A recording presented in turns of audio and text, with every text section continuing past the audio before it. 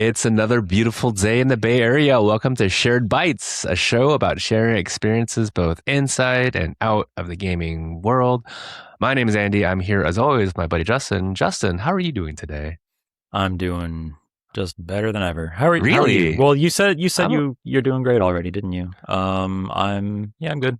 good, yeah. It is actually a beautiful day here. It's It summer. is a Or beautiful actually, it's day. almost summer. Oh, summer. Wait, is summer starting the 21st of June or is I it think so. May? Okay. The other day, my son and I went out on the balcony. We were playing games together, and he got a little frustrated. And I said, "Buddy, let's take a break and let's just Mm, go because we have this really nice view from our balcony that looks out over San Mateo." mm. So I said, "Let's just go sit on the balcony for a minute." And Cute. he was like, he was opening the door, and I was like, "What are you doing? But what are you looking for?" And he said, "I'm going to get my chair." And he grabbed his chair and took it out on the balcony and sat down and just Ah, we just went and sat on the balcony and looked out together for a minute. wow. The The best. best. Yeah. Great moment. I really enjoyed that. Speaking of kids, heads up that I'm going to be out of commission for a little bit because we are imminently expecting our second child. Number two. What? Yeah, Yep. numero It's dos. already time. Wow. Yeah, Time's gone by. it's time. It's time. It's So time for time. by the time you're listening, it may very well have already happened. Wish me luck. Wish my wife luck. Early, yeah. She's the Early one doing the hard congrats. part. Yeah. Thank you. But yeah, we're getting ready for that. So that's when you ask me what I've been up to. That's probably going to be most of it. Yeah, that's fair, Getting yeah. ready for that. Yes, for sure. So yeah, we might have a mini break while Justin gets settled with the new family addition. But yeah, I mean, just out of curiosity, what does that look like in terms of last minute prep or like the last month or so? Like, how does that A lot manifest? of it. So priority number one is making sure that my wife has what she needs and is comfortable, Mm-hmm. and that I help her with whatever she needs help with, and just being patient because like hormones are all over the place as Yep. a woman is getting ready to give birth, and it's really difficult physically and emotionally for her. So I'm just trying to be as supportive as I can. There's also a lot of I'm really not a good like proactive planning for things person. I'm more like in the Mm. moment. So she usually is more that person. So I'm trying to do as much as I can to like get things real. I have a suitcase. We're Give it a go throwing a bunch of bag. stuff in there. The go bag. She like made a list, and I'm trying to go around the apartment and make sure we have what we need. I installed the car seat yesterday, the second Okay. car seat. Second So car seat. Okay. yeah, so we're ready to roll when it's time to come home. We got that, and yeah, that's at this point. It's just kind of final checks, making sure that we have what we need because we could be in the hospital for 1 to however many days. Mm-hmm. So So, I mean, yeah, yeah. because you've been through this already, so you kind of have an idea of what to expect. I mean, both of you do, obviously, but Well, the first time was right after lockdown started in the oh, so that's pandemic. an It was interesting, like yeah, in the another midst of all wrinkle. that, so it was a unique experience. Should be a little easier this time. Hopefully, we'll see. Well, hopefully, yeah. Well, yeah, wishing all the best. Thank you. Yeah, it'll be exciting, and Muchas yeah, gracias. Very yeah. excited / terrified. Appropriate level of terrified, I think, but So, yeah, I mean, yeah, it'd mostly be, excited for our family to grow. yeah, I mean, it would be. I think it would be weird if you weren't a little bit scared of or anxious a little bit because it's you never Yeah. know what's going to happen, and even if you've done it before, so Thankfully, my wife's mother flew out oh, a that's few days good. ago, and she's staying with us, and she's going to help for some amount of time. We haven't Right, figured right, out yeah, when she's going back yet, but we'll figure it out. yeah. So, Well, that's and her good. dad's coming by soon, so we're gonna have family support. It'll be good. That's good, yeah. Yeah, well, okay, yeah. Obviously, I think some of your outside experiences is going to be has been, and will be baby stuff. Have you been doing any gaming recently? I have. I'm still playing Forza Horizon 6, which is Oh, how is a that damn going? fine game. Really, really enjoying it. Excuse me. I have loved all of the Forza Horizon games since the first one. Really? I've played Okay. and You loved played every all of single them? one. Oh, Yep. And I think this is going to be the first one I actually finished, though. wow. It's so good. It's just really fun. It's fun. There's Okay. no gaming experience that quite scratches the same itch that driving around in a playground game's open world just terrorizing the countryside itches. It's so fun, and it's all everybody there's complete suspension of disbelief because I'm driving around Tokyo City, but it's completely empty. So Yeah. it's fun. They're like, okay, how can we make this fun? And it feels like every decision they make in the game is like, how can it be more fun? I like that. Like what? What's an example of that? Uh, all of the different there's a wide variety of different events that you can do to earn points that unlock the next like showcase event or whatever. Okay. And they're all like, go as fast as you can off this ramp and get as much air as you can, or like do this drift zone and drift as much as you can between these 2 points. Okay. Or, like, be going as fast as you possibly can when you cross this speed camera. Like, it's all just stuff that's fun to do. Then there are like actual races and stuff too, but there's just such a wide variety of things you can do, and even the races are fun. Like a lot of them are lap based, 3 laps around a track, but there are some that are point A to point B, and they're very interesting in terms of like, you'll be on the road and then you like divert off road and you go through a forest and then you like turn back onto the they do a lot of wacky stuff. It's very like Cruising USA meets sim racing, but I just love it. And I was telling someone the other day, I'm glad that it took them 6 iterations to go to Japan, because they really nailed it with this one. I feel like they've really got the formula locked in. Okay. It's very good. Yeah, because I started I played it for like 20 minutes on the first day just to have that day one experience, and it was it was fine. It was like a racing game, but I think I just didn't get to the fun part, or the wildly fun stuff yet, because I just did like a normal race.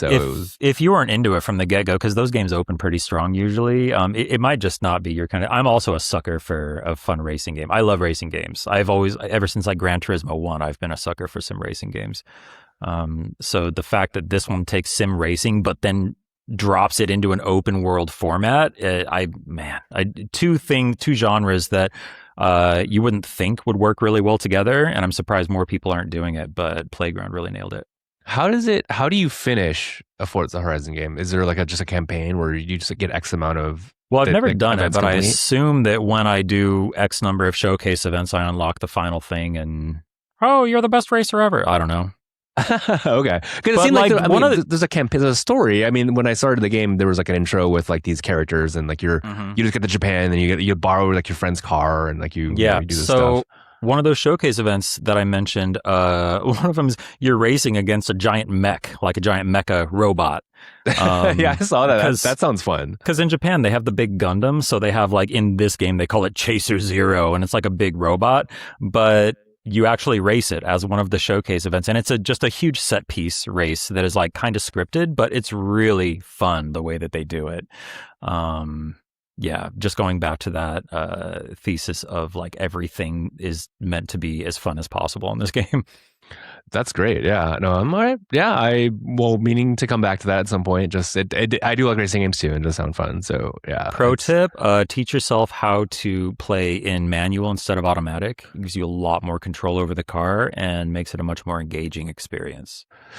Yes, I remember when there was a time in which I got really good at Gran Turismo, and in terms of I put the effort to do all the manual shifting and kind of work without the racing lines and the driving assist. That is no longer me anymore. So I feel like it is. Yeah, it might be tough, but I think it'll be. I've actually gone the other way. I used to be Mr. no, racing lines are cheating, but I've actually given myself a little bit of leeway there, and I have the braking line turned on so that it at least it makes it a lot easier to not miss a turn where I'm supposed to go somewhere, or because braking is the easiest part to mess up when you're playing these games. It's so easy to misjudge the distance and slam into a wall. So at least having that warning that okay, I should start slowing down, even if it's not, totally prescriptive. It's not doing it for you, but it's giving you the hint that hey, you should probably not be going quite so fast coming into this turn. Yeah, that's great. No, I find that really helpful. At least when the racing lines is, it's more when the brake is the thing, because I always brake late, I think. And I think people mostly tend to brake late. You're supposed to brake super early and then gas. it's throttle not out. Yeah, you want to have speed coming out of the turn. exactly. Yeah, you're not trying to just stop, which is what we But your do on brain- normal roads. Yeah, But your we do it on brain the is like, freeway. no, I don't want to slow down. I want to go as fast as I can and then slam on the brakes at the very end. But that's exactly. not, Yeah, exactly. that's not a great way to do it. You should gently apply the brakes as you're coming into the turn, Yep, and then yep, you gently tap. apply the throttle as you're coming out. Yep. We're tapping Because with our feet. when you're driving a real car, you don't slam your foot to the floor every. Anyway. I think we do. I think that's what we Some do. people do, yeah. When the red light happens, you go, oh shit, at the red light, you got to stop. Anyway, the car. this has been the Forza 6 episode.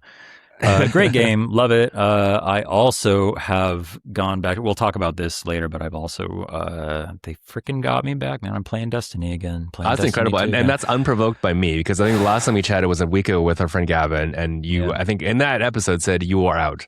So I love that. That's funny. I think something just switched in my mind once they said like, okay, we're done. Like we're ending service for like no more updates. The game will still be up. Like you can still play it, but no more content updates. So the fact that it's in like a finished state now, like removes the FOMO and makes me more okay with like, oh, I'll just dip in and play a little bit here, and then later I'll play some more, and eventually I'll get through. I don't feel like I'm falling behind anymore. I feel like I'm catching up. Yeah. No, that's so, interesting. But it's and it's like. There's also kind of a sunk cost fallacy thing going on where, I made it all the way to final shape. What are my 2 expansions behind? Like I might as well just see it through at this point. Yeah. It's still fun. So it's a fun little victory lap for the people who have been there the whole time. Exactly. Yeah. And we'll talk more about this later, because I've also been playing this like pretty hardcore the last week, actually. And I haven't played as much as I have in the last week. But yeah, we'll kind of devote a little bit to the show later to kind of go deep dive into that. So that'll be fun. Cool. But yeah, anything else you've been playing? Those are 2 big things. You know what? So 2 things. One, I am tinkering. I've got my drum kit back there. I got a new drum kit, and it has a MIDI out, and I have it USB'd into my PC, and I played a song on Fortnite Festival Pro Drums with it. Technically, it is working. It's a little funky. Like I need to work on the sensitivity settings. What is and this? Stuff, What's Fortnite Festival Pro Drums? Fortnite Festival is made by Harmonix, who made made the original Guitar Hero, Guitar Hero 2, Rock Band 2, Rock Band 3, all on. Epic bought them forever ago, and they made Fortnite Festival, which is basically Rock Band inside Fortnite. It's been playable with controllers up until this point, but a while ago they added Pro Guitar, where you can use like the Riffmaster, the PDP fret guitar. And they recently is that a real guitar, or is that like a plastic guitar? It's a plastic. It's a Guitar Hero guitar, basically. Oh, okay, so it's a Rock Band guitar. It's a Rock Band guitar. Okay. Yeah, it's just a third-party thing that cool. they made. Okay. And then recently they added Pro Drums, where you can hook up a MIDI drum set. Oh, okay. And they also added karaoke mode, where you can sing with whatever mic you have hooked up. I think it works with your controller mic too. So it's literally free to play. Okay, yeah, because Fortnite you just buy the songs. Yeah. It's got they've got rotating featured songs that come and go. Okay, but you can buy songs to have them in your library and play them whenever you want. So you're saying I can actually go back? You can actually load up my Fortnite right now and play Rock Band, or in its current state, obviously for free. For free. Cool. I've been with meaning your to controller get for free, together. or if you have an old Rock Band guitar, hook it up. It might work. Okay, it might be worth a shot, because I was just reminiscing with like friends the other day. I was like, it wouldn't be. Remember when we played Rock Band in 2007 or whatever that was? Like, if you ever want to hop into Fortnite Festival and play a few songs, like I dip in there sometimes. Cool, yeah. I mean, I'll give that a shot. That's cool. That's cool. You got your old gear set up, because I think that's one of the things is that I don't know if anyone has their old plastic instruments anymore. I'm sure there's some people. This isn't my old gear. This is a brand new kit. You bought something new for this? No, I didn't buy it for this. I bought it because my son and I are taking drum lessons. And we're learning. This is a real MIDI drum kit. Okay, this is a real. Not the guitar. I got the Elisa's Crimson 3 drum kit. It's a full ass drum kit, an electronic one, but it has a MIDI out. So I USB'd it into my computer, and you can use. If you open Fortnite, there's a section in the options that literally is just MIDI controller, and you hit the button for Tom, and boom, you hit that, and map all the hits, and that's that. Nice. That's kind of a cool plus for the our music nerds out there who have actual music stuff to like Or be able to play the game the with or the musicians. ever shrinking subset of old school rhythm game fans who are pining for the return. There was some other rhythm game that just got announced recently too. It was a band game. Oh man, what Hmm. was it? I In remember seeing it and one thinking of the like, "Oh, that's showcases. bold." I forget what it was, but I'm gonna try and find it while you talk about what you've been playing. All right, yeah. Well, like you've been playing Destiny 2, and I'll get into that later. I've been playing the Monument of Triumph update, which has been awesome. And the other game I've been on a full Bungie kick the last couple weeks. Is Marathon, which is the only other game that could have been chosen. But Marathon is actually in a really fun space right now for people who are solo players, or who It's more like the PVE friendly PVE. now, right?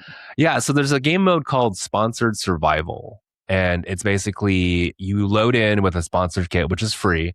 So you go in with like no risk, right? Because it's a free kit that would. The downside is that it's pretty like bad gear, but that means it's not really you're not losing much.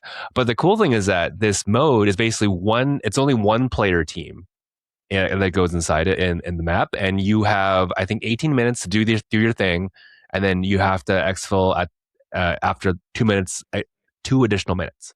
So it's a 20-minute game mode. 18 minutes is like in the mission. They have 2 minutes to find the last exit and leave. Hmm.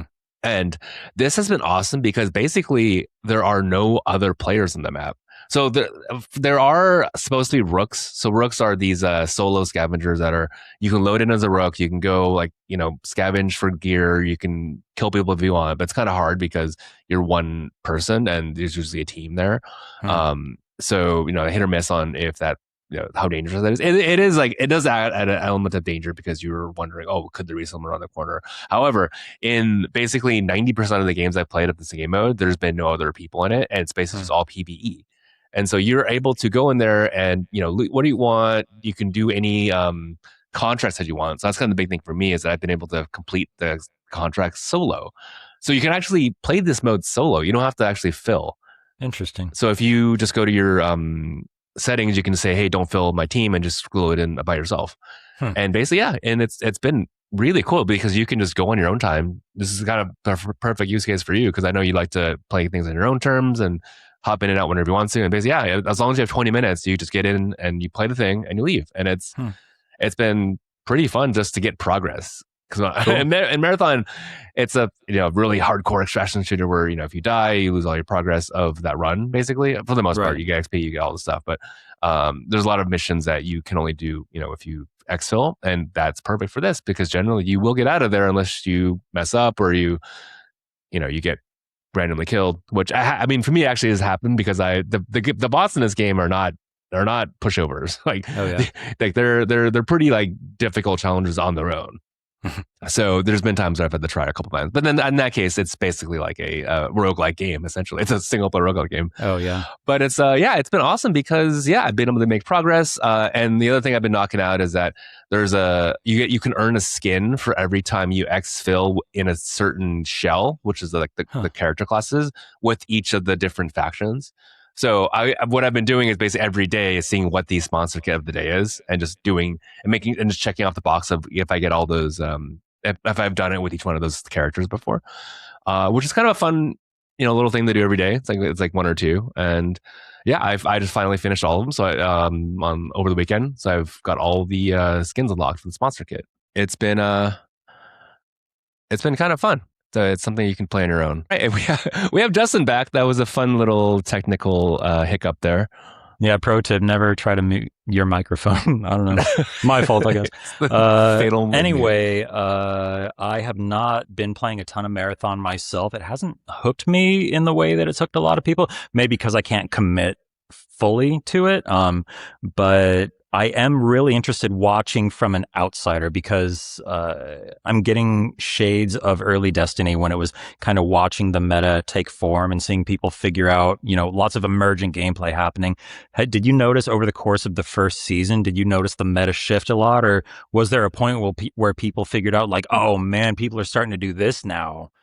Yeah, I think I just followed the meta from afar, and I don't think I even got far enough to experience a meta. There's so much early stuff that I just didn't get through, and in terms of getting to the point where I have the gear to have the meta. I think the last season's meta, just real fast, I think ended up dealing with a lot of consumables, so a lot of throwing grenades, a lot of bubble shields, a lot of shotguns. This is all stuff that was way beyond my pay grade of what I'd earned. So I think Sounds like Destiny. I'm a Bubble super shields and casual. shotguns. Yeah, it's a good old Bungie game. But yeah, it's for now, I think I'm enjoying being a filthy casual of this game. So that's why the sponsor kit stuff has been really cool because you gotta get a taste of what it's like to have that thrill of escaping with a lot of cool shit after being chased or have some crazy adversity come to where you can escape. So I think you get a taste of that in this mode. Another question, Cryo Archive, comparable to Destiny raids? I've never done that before yet. I have you haven't done it? Yeah, that's like the true end game, which I really want to do at some point because it's like the equivalent of like the Destiny raid. But I'm really curious about it, but I don't think I'm going to get to that point. Yeah, it might be a while. I mean, I haven't even stepped inside there yet. We can't even do the third map, Outpost, because it's really hard because that's where people are, it's the real PvPs are in there, and it's just the learning curve is still pretty high at that point, wise. But anyway, but just saying, even the casual mode has been fun, so I've been liking that. So I think that's a good on ramp for people, and they've made progression a lot faster now. I'm already level 42, nice. And that's like way more than I had the previous entire season, and I played a fraction of the time this season. So, nice. But yeah, that's quick addendum to something I mentioned earlier, that rhythm game, the new rhythm game that got announced that's coming out. It's being made by Red Octane. I think they're teaming up with another developer or something. But Red Octane is the team that originally made the peripherals for Guitar Hero when it first launched. Oh, that's right. I remember that. Before that, they were making like DDR pads and stuff. So they've been around forever. But now this new game, it's called Stage Tour. And it is literally, it looks like just Rock Band. And they're making new plastic instruments and everything. It's crazy. So bless their hearts. I wish them all the luck. I mean, I don't know if there's a market for that. I hope that their like sales targets are reasonable. But are there any? I wish them success. Are there any like old executives or studio heads or just people who've worked on any of those old games? I think they've got people who have worked on rhythm games. I don't have names in front of me, but I think one of the things they mentioned is they've got a bunch of people who worked on rhythm games. Okay.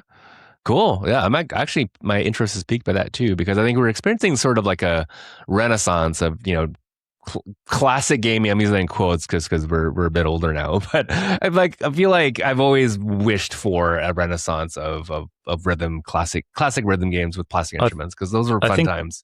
I think the problem you run into with rhythm games is that it has to be licensed music. Like if you're seriously trying to make a rhythm game and you're not using licensed music, what are you even doing, right? Like I don't want to play like a pretend version of Dream On by Aerosmith. I want to play the real thing. Sure. But those licensing fees are so expensive. I think that's why it became unsustainable in the long run. That and the market got oversaturated. Yeah, I feel like it was more the market got oversaturated because licensing is actually.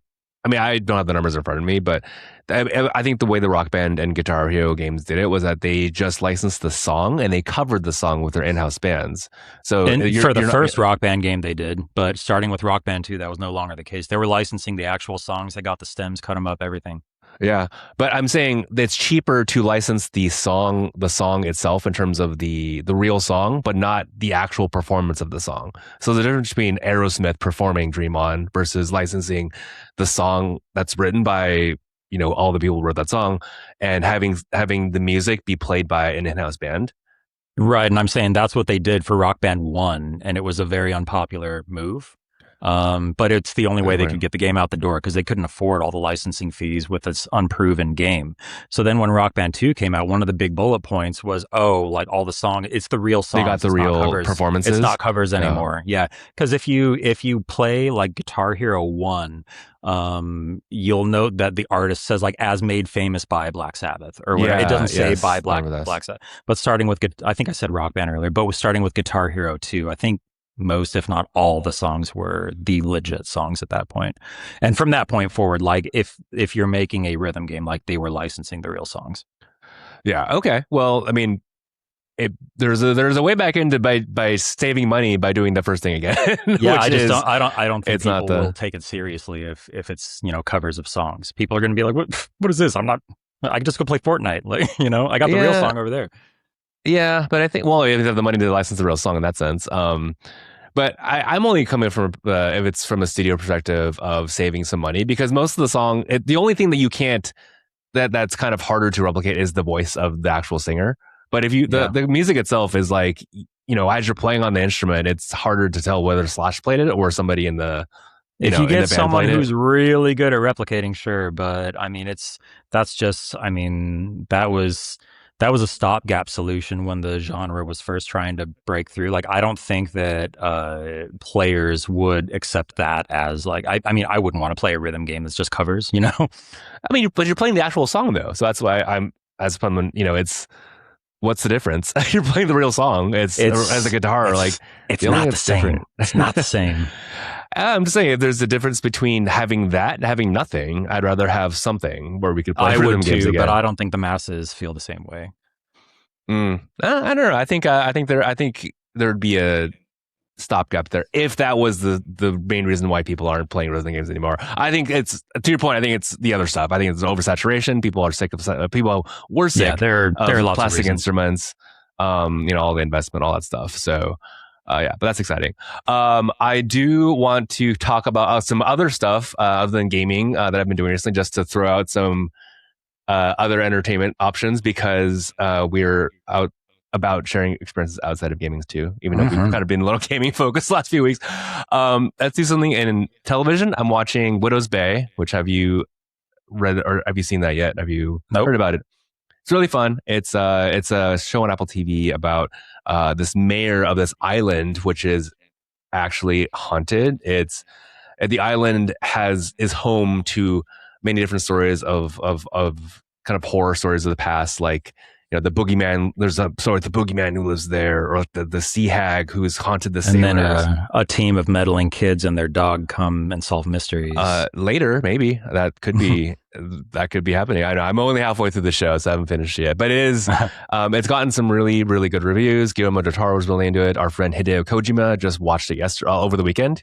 Nice. He tweeted that his good friend Guillermo obviously had the name drop Guillermo because he wouldn't be Hideo if he didn't name drop all the famous people that he knows. He was like, yeah, he started watching the show and he binged all of it in the weekend basically so there's 9 episodes. I think the last one comes out tomorrow.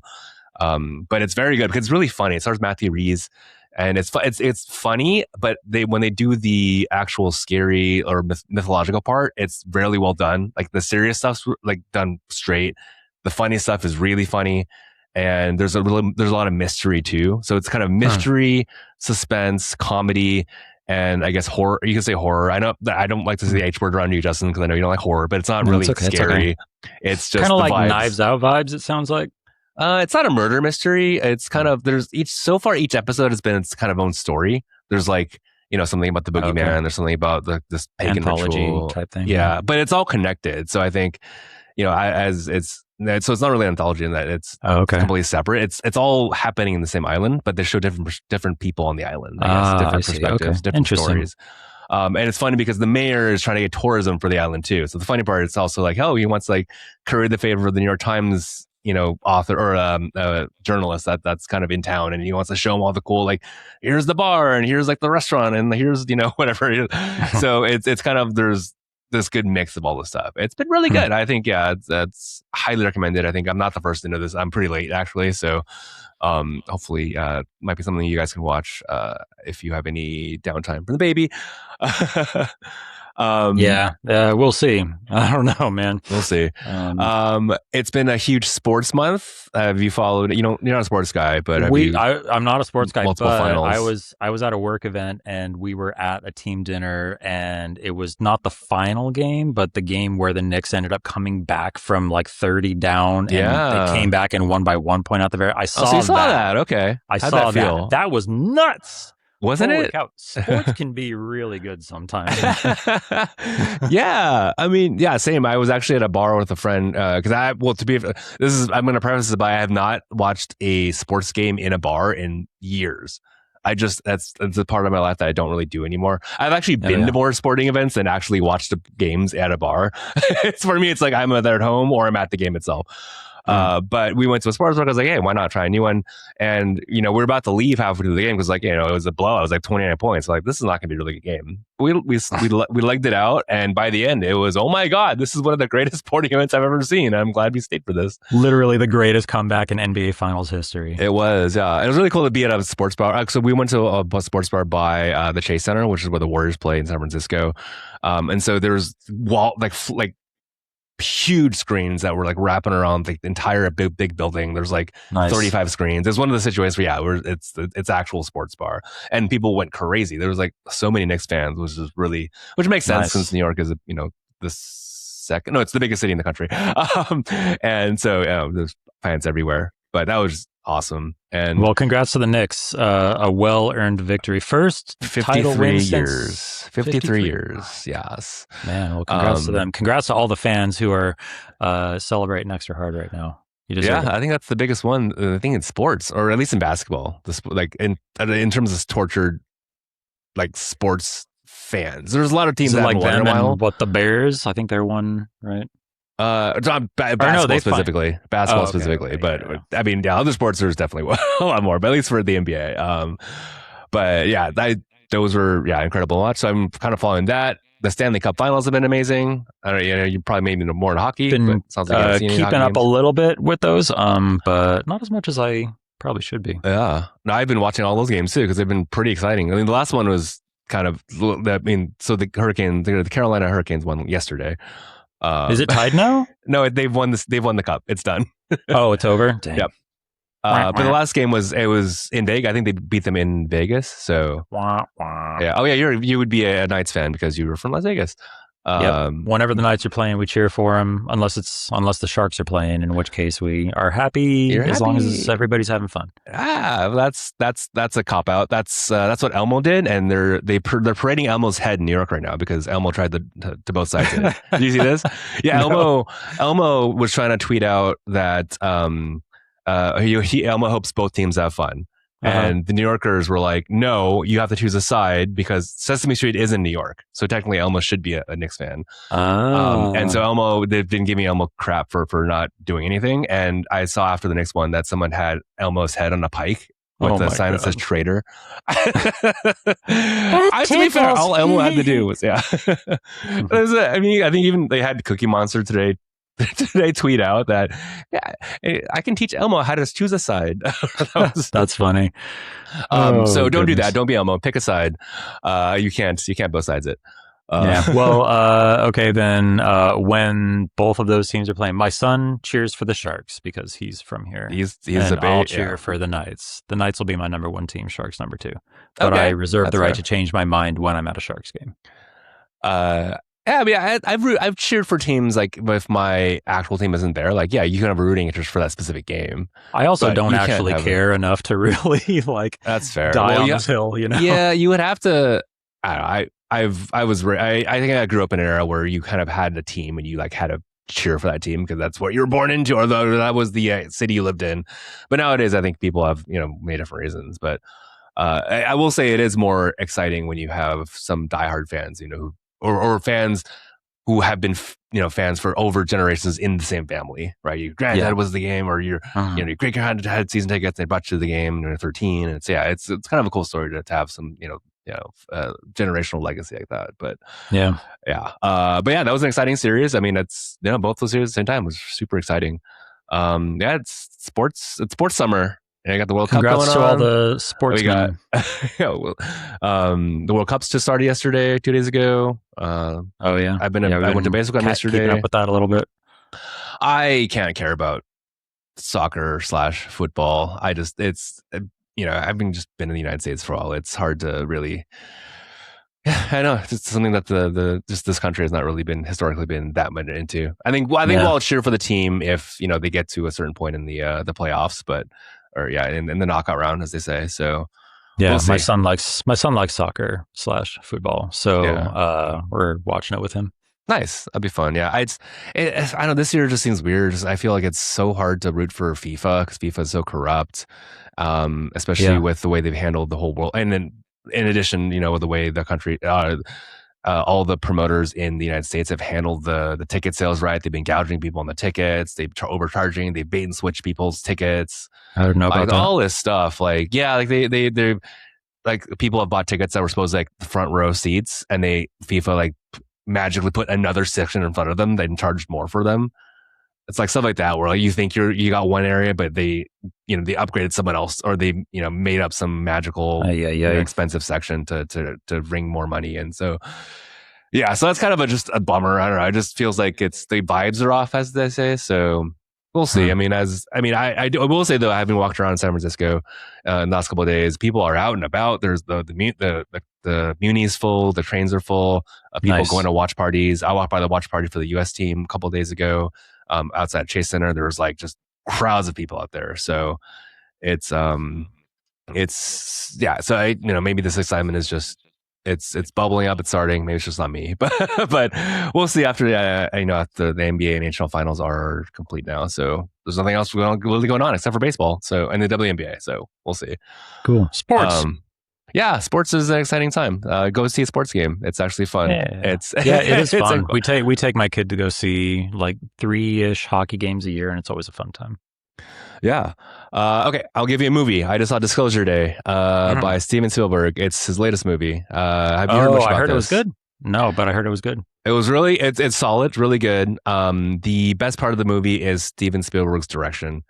He's just a master at it. There's some awesome camera shots. The blocking is incredible. The blocking meaning the way the scenes are shot, they're framed. So, for example, there's one scene where one of the main characters is like trying to escape like these bad guys, and he's in the farm like field, and so the camera like he's like kind of ducking. He's like playing Metal Gear Stealth. He's like ducking behind a fence, and so the camera like kind of whips around him as he comes around the fence. He sneaks into a car, and the camera goes inside the car with him at the same time because the door's open. Oh. And so you see this as one long take of this. He's like running away. He runs into a car. The camera goes in the car with him, and it evolves into like a big old chase scene. And it's so cool. And like it's just incredible to see Steven Spielberg back at it, and like because no one does it like him. He does. Yeah. He's the best at doing car chases or any sort of chase scene. That's what he's been doing for 50 years. I don't know how long since. Is that his thing? Yeah, his very first movie was there's a really long chase. It's a really long car chase across the country. Yeah, he's amazing at car chasing. Oh, sorry, just chase movies. The other thing he's known for is aliens, and that's what this movie is. This movie is a giant chase movie with aliens in it. So nice. It's kind of fun. It's kind of Steven's kind of bread and butter. And yeah, and it's really interesting to see this film today in 2026 because the film is essentially asking like if aliens were real, how would we react? Like if we were told that definitively, extraterrestrials exist, how would we react? And it's kind of like the idea behind the movie. And it's really interesting to see in an age where I feel a little cynical nowadays, right? It's like, okay, even if that was told to us, like, how would people react? Would people like, band together and like want to know more? And like, is this going to unite people, or are people just so jaded? It's an interesting idea. Yeah, it makes you think. Like, it really makes you think. Like, what, or just like the thought of like, we're in a world where there's constant conflict, there's wars, there's inequality, there's class inequality, all this like stuff that we have to deal with as a species every day. That's so like, soul crushing. Like, is this something that we would just put in the back of our heads and just kind of, go, okay, well, okay, cool. There's aliens. I gotta, make sure I can feed my family for the rest of the week. Is it, or is it going to be something that's like going to inspire us to go, oh, wow. Like, and, do something different. And yeah, it's really, it's an interesting, thing to think about. And it's the way it's filmed. I think the weakest part of the movie is kind of how it kind of maybe glosses over the fact that AI is a thing now, right? Would people even believe it, right? Because you see that on the TV and you might just think it's fake or whatnot. And so I don't know, all these things are kind of interesting, food for thought. But it's a fun movie. I think the best way to approach it is with a childlike sense of wonder, which is what Steven's really good at. He's really good at making you feel like. I think that's his wheelhouse, is making you feel wonder and awe. Yeah, and mystery too. Because I love how this movie, it introduces mystery early on and doesn't like let go. Like it doesn't like talk down to you. I feel like we've seen a lot of movies recently, Mario movie, that kind of are just really basic point A to point B. Mhm. This movie kind of it throws you in the middle of stuff, but it is never not easy to follow. It's always easy to follow. Hmm. It's done in a way that's it kind of asks you to go with the flow and kind of so it allows you to have your brain kind of working in the background, figuring out what's going on, without being too confused. So it's not a movie where you're never going to be Nice. confused, but it's a movie where it's going to be like, oh, what is that, or like, I wonder what that is. I'll follow it away for Hmm. I'll keep thinking about this as I see as it goes on. Yeah. So Nice. yeah, so Cool. very good movie. Worth checking out. It's an old school Steven Spielberg movie, and it'll be interesting to see if because we're millennials, and it's kind of a millennial Gen X, I want to say, director. I mean, Steven's been around. He's 70 something years old now, so Mhm. it'll be interesting to see if the younger generation takes up with him. But I hope they do, because he's the master. He's one of the best. He's one of our Yep. top Indeed. two Indeed, he directors. is. All right, and then I'll do one more thing. I'll go all about entertainment. Last thing I've been listening to is music wise is Olivia Rodrigo's new album. You Really? Okay. Seem Pretty Sad for a Girl So in Love. That's the full name of the album. Nice. I can't stop listening to this record. It's so good. Really? Yeah. It's got a very 90s, 2000s alt rock vibe to it. There's a lot of influence from The Cure. I don't know if you were ever into The Cure growing up. As into him as the next person, but not especially so. Yeah, I would say I'm probably into him maybe a little more than the next person, but not like my favorite band or that I've been listening to. But there's a song, she has a song with Robert Smith of The Cure on this record. That's the only song she's ever had that's had another person that's featured on it. Wow. And it's with a rock legend, Robert Smith, who doesn't do this that often. So wow. So yeah, that's already a cosign. It's amazing, and yeah, some of these songs are just really good. They're really well written. They build into something. So there's like one, I think there's a song called "Stupid Song," which is a big highlight. I think that I recommend that for sure. Anyone wants to check that out? It starts with a piano ballad kind of song, and then it kind of builds into, there's like the drums start coming in, the guitar like starts running, so it feels like you're almost like in a car, like a running sequence. And then there's nice. several other kind of crescendos that it builds into. So it's musically interesting. It's always catchy. It's always, it kind of makes you groove. It's really amazing how her and Dan Nigro, who's her producer, long-term producer, have put together. It makes you, it's really evocative of kind of 80s, 90s rock. Like that song reminded me of U2's "Where the Streets Have No Name." Nice. I love that song from the 80s. And it's kind of like song. that kind of like, driving, like it's "Where the Streets Have No Name." If you must have heard the song, but yeah, it just keeps going, and it's really cool. There's another song called "The Cure," and not related to the band, but a song called it sounds like it's literally Everlong. the beginning of the song is Everlong. With the guitar chords. But again, this is another one of those songs that kind of grows into stuff thing. It's really it goes places. It's really anthemic. It's like kind of soaring. It's just, I'm really impressed. I did not think I'd be here as talking to the millennial who likes male who likes Olivia Rodrigo, but this is a really good album. It might be one of the best. I'll give it a shot. Thanks for the recommendation. It has, I think, on the Album of the Year site, it was number one. It was the highest rated album critically on Friday. I think it's since dropped to number 2. Wow, but that's still, number 2 ain't bad. Yeah, this is the equivalent of Metacritic for gaming. So essentially, like, this is like number 2 of Metacritic essentially for music, which is kind of a interesting. That's nuts. Interesting feat, but wow, cool. So we hit all entertainment. For things all I've done entertainment recently. Consumed. We have done all the cross-section entertainment. Also check out the Blood Dungeon demo on Steam. I forgot. That was a random hit. What is Blood Dungeon? Please tell us what Blood Dungeon is. I forgot to mention it. That's the other thing I've been playing a ton of is Messhoff's new game. They made Nidhogg way back when. They also That's made a jousting game, right? The lo-fi jousting game, and then they made Nidhogg too. They also made Fly Wrench, which is a like tough as nails, keep trying over and over and get the best time you can kind of game. But Blood Dungeon is a Vampire Survivors like, but it's in the Messhoff visual style, which is to say very scribbly and messy and silly and like abstract and like nonsensical in some cases, but it's also a platformer, not like a top-down, like moving around. So you're like, it's kind of like Spelunky meets Vampire Survivors. But it's a roguelike. Yeah, it's a like in roguelite, it's roguelike in the sense in the way that Vampire Survivors is a roguelike. Okay. Same, a very similar gameplay loop and progression system. But there's a free demo out on Steam. The game is not out yet; it's just announced, but they have a demo, and it's a lot of fun. Go check it out. Nice. I'm gonna check that out. I have wishlisted it and added the demo to my library. So thanks for Blood that. Dungeon. Also, one of the playable characters is a warrior, a fully nude warrior, and but the Oh, characters are tiny, little like pixel yeah. I was gonna characters. ask. Like, there must be So tiny you just pixels. see Yeah. like a little like 2 pixel like swinging Dong. back and forth while he's running around doing flips and stuff. It's so funny. Okay.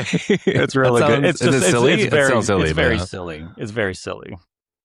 That's awesome. Another reason to check out Blood Dungeon is the Yep. 2-inch pixel dong. That's that's just flopping about. Love it. Nice. All right. Well, a lot of stuff happened in the news. I think we'll spend the rest of the episode talking about the summer games announcements. But some breaking news happened today. Sadly, I think it looks like some Xbox studios are going to be in danger of being shut down imminently. Did you see? I'm sure you've kind of caught wind of this from the headlines. Yeah, Uh, there's some stories breaking like earlier today as we're recording, and I think we're waiting to see where the chips all fall. There's talk of like negotiations and stuff like that. So, uh, no, it doesn't sound great. so we got Compulsion Games, who has done South of Midnight, Double Fine, which I think we all know and love. Uh, Famously Psychonauts. Most recently, they had Keeper and Kiln, and then also Ninja Theory, which has made the Hellblade Senua's Saga series. I think these are the ones that are kind of been reported by Bloomberg to be on the chopping block, let's say. And so they haven't been officially closed yet, but I think they've been notified. That people in the studios have been notified, and they're kind of negotiating. I think you mentioned to see if they can get bought out by somebody else or find some other way to keep surviving. So hopefully they can. I think that's kind of the big hopefully everyone can land on their feet because these are all great studios. Yes. All of them have made incredible games. I mean, the original Hellblade is one of the best games I think of that year. And it's just a really cool psychological horror game that's also looks amazing. The second one And has I mean, incredible Double graphics. Fine. Double Fine's been around for forever. Yeah, I mean, this is Tim Schafer's studio, and he's been around forever. And Double Fine's been around. Did Double Fine start with what's the Broken Age? Is that their first game as that studio? I want to say. I'm not sure. I think that I remember back in the Kickstarter for that, but Me too. Double Fine's they have amazing creative art. They're funny. They make really good adventure games. They make actually. I mean, if looking at the last couple games they put out, like Keeper is really cool. That's actually on the top of my backlog is to get through that. It's a narrative focused game where you're kind of on this like walking house, kind of like the Baba Yaga's house, but you have to kind of Nice. keep it going. It's a really unique and creative game. Yeah. And so, yeah, and they also, the GameBusiness.com also reported that the Xbox Game Studio head Craig Duncan left the company recently, which I didn't realize he's been there since he was one of the executives at Rare before that when they acquired it. So I guess he's been through the Kinect era, the Sea of Thieves era for Microsoft. So he's been there for a while. So yeah, I think this is all kind of. Disturbing is not the right word to use. I mean, it's disturbing, yes, but I think that's just a lot of things you can say about the games now are disturbing. But I guess it doesn't come as a surprise because they did kind of tease this in like a negative way over the last week or so. I think after the showcase, I think the new the big reset they were talking about. Yeah, they were kind of. I mean, shockingly honest about how they're not profitable, and I think that over the last since the pandemic, basically they've kind of overextended themselves in acquiring studios. And I think that's kind of been a trend we've been seeing for other companies too. I mean, most famously Sony, also with the Bungie acquisition, among other acquisitions, the not being able to manage those properly. I don't know. Do you have any other thoughts on this? I think it's a huge bummer. It's really just it's weird to me that they can't find a way to make something like Double Fine work because that's the kind of the games that studio makes are the ones that should be doing well. Yes, it reminds me of when Bluepoint got shut down. Like Yeah. what? Like what? You couldn't figure out a way to make that profitable? Like surely, like that's an immense pool of talent just shut down. Like it's, I don't get it. Yeah, it's really hard to figure out what kind of mismanagement's going on to in all these companies that kind of have gotten us to this point. Because something like this, for example, like Double Fine or Bluepoint, like you would theoretically, the budget for these like projects shouldn't be the astronomical, $400 million, whatever the hundreds of millions of dollars for something like Gears of War E-Day or something like Marvel's Wolverine or something like, those games are, huge blockbusters and they have the budgets to match. But something, but a mid-size, maybe low to mid-size game that has, that it's moderately priced. I think that's kind of where you could see the biggest gains is that, I think the problem is that investors don't want to take chances on small to mid games. They want to, they want to land something that's going to be the next big Fortnite or Destiny or whatever. And just everybody was trying to make the next big thing, and not everybody can have the next big thing.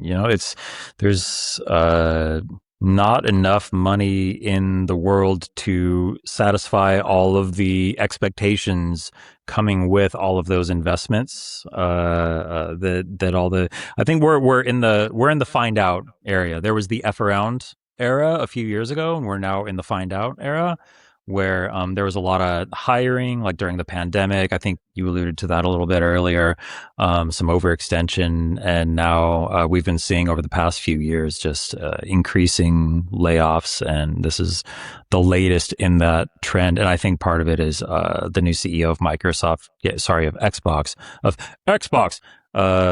coming in and just, making her mark on the company, saying like, okay, this is what I'm going to do to new CEO comes in, you got to make some moves. There's a reason there's a new CEO, and she has to fix some stuff, and this is what she's doing to try and fix stuff.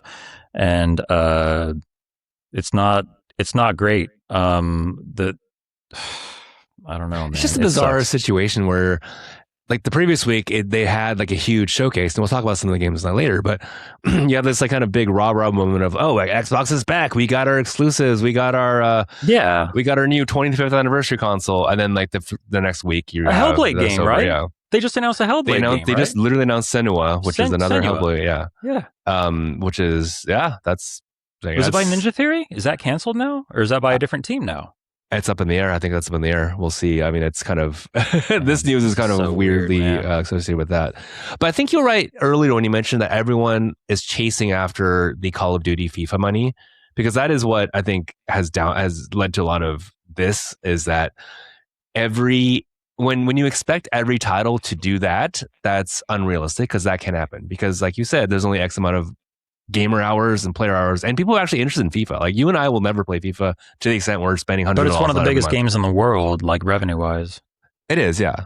But sorry, EAFC now, right? It's not FIFA. It's EAFC, yeah. But it is interesting how, but not every game can be that. It's basically only one game can be FIFA, for example. Because that's the only one that has a license for, the literal FIFA soccer or football.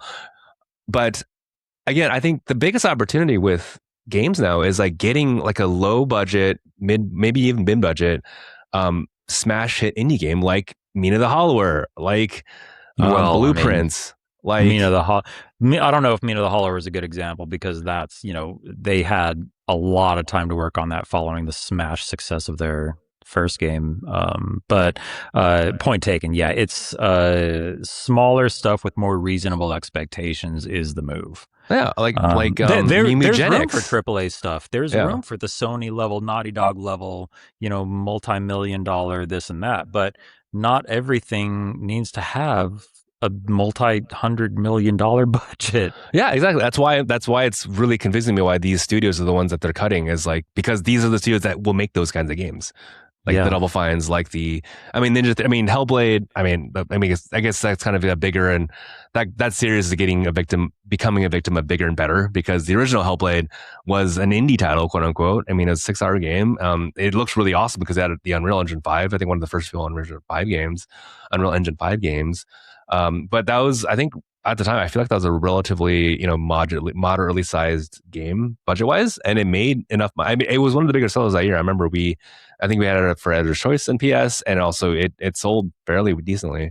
Uh-huh. But I think this is where they should be doubling down, is like studios like this, because it's kind of, you got the low to medium kind of like investment, and you expect, not all of them will hit, obviously, but that being low budget means that if it doesn't hit, then there's not that big of a downside. Whereas you get something you get a huge hit, like Mugenic, like Hollow Knight. I mean, again, that's a game that's been in development for like 100 years, but but something like that, the budget for that is minuscule compared to the budget of a Gears of War E-Day, right? And so giving, I think, those studios more latitude to make those kinds of games, I think that's kind of what's going to fix fix some of this. Is that I think that we need more realistic expectations and realistic budgets, and I think controlling those things is going to be what's can help get Uh-huh. us as a whole through this, as an industry through this. But man, it's really tough to see, like, just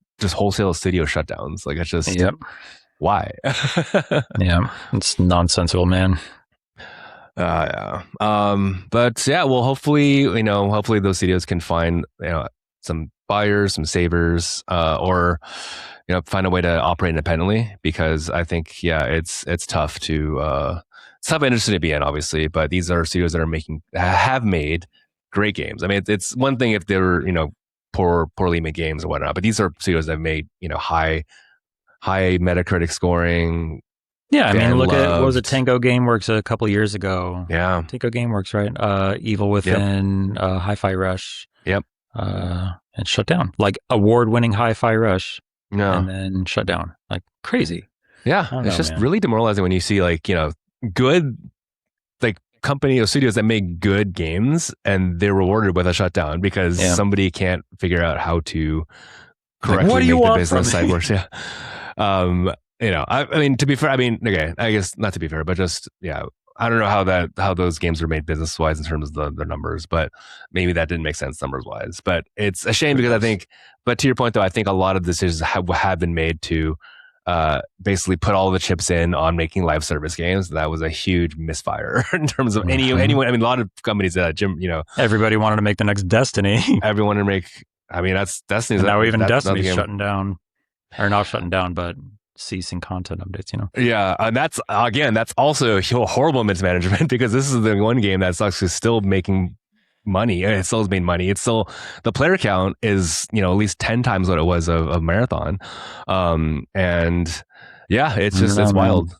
It's crazy stuff, yeah, man. It's we'll crazy see. to think that we're going to live in a world where there isn't new Destiny content coming out. Yeah, it's really weird to see. Because it's been a thing since 2014, 12 years. Yeah, 12 years since S91. But yeah, I mean, obviously, speaking of Destiny, let's talk a little more about that, because you got back into the game after 1 week ago. You said you wouldn't. What happened? Yeah, I saw the game on sale, the Destiny, the complete collection or whatever was on sale for $25. So I was like, fine. So I'll just buy it, and I'll check out the Renegades campaign and get my lightsaber and all that. Great stuff. deal, by the way. Everyone, it's like 90% off. I mean, you get all of it for so cheap. It's nuts. Really, you get you get everything, all of everything that you can currently play in Destiny 2. You get it for $25. I don't know if that sale is still on, but if it is, you should do it. So I'm halfway through the Renegades campaign, which is the most recent one. I skipped the Far Edge of Fate, or the Far Edge of Fate was a Final Fantasy 14 expansion many years ago, and I keep getting mixed up. The Edge of Fate, I I have not played that campaign yet, but I already know like the gist of everything that happens, and I know how it ends because the people in the Renegades campaign are referring to the end of the Edge of Fate Oh, campaign I mean, I and the guess events of that such. that does make sense since they assume you It played it. it But makes sense. yeah, It's just like it's funny how they don't even try. Like I walked into the tower and Lodi was there, and he was like, "Hey, what's up, yeah, Guardian?" yeah. And I was like, "Who are you?" And it also, I mean, I think I mentioned this to you earlier, but I would go back and actually finish that campaign too, because it actually was a good campaign story wise, and it was Yeah, fun I'm to play through. realizing some of the stuff they're talking about is like, oh, it sounds like some pretty significant things happened Yeah, in this story. there's some really cool stuff about some characters' pasts and kind of where it's going with the nine or this mysterious thing in Destiny 2 that in the Destiny universe. I think that Mm.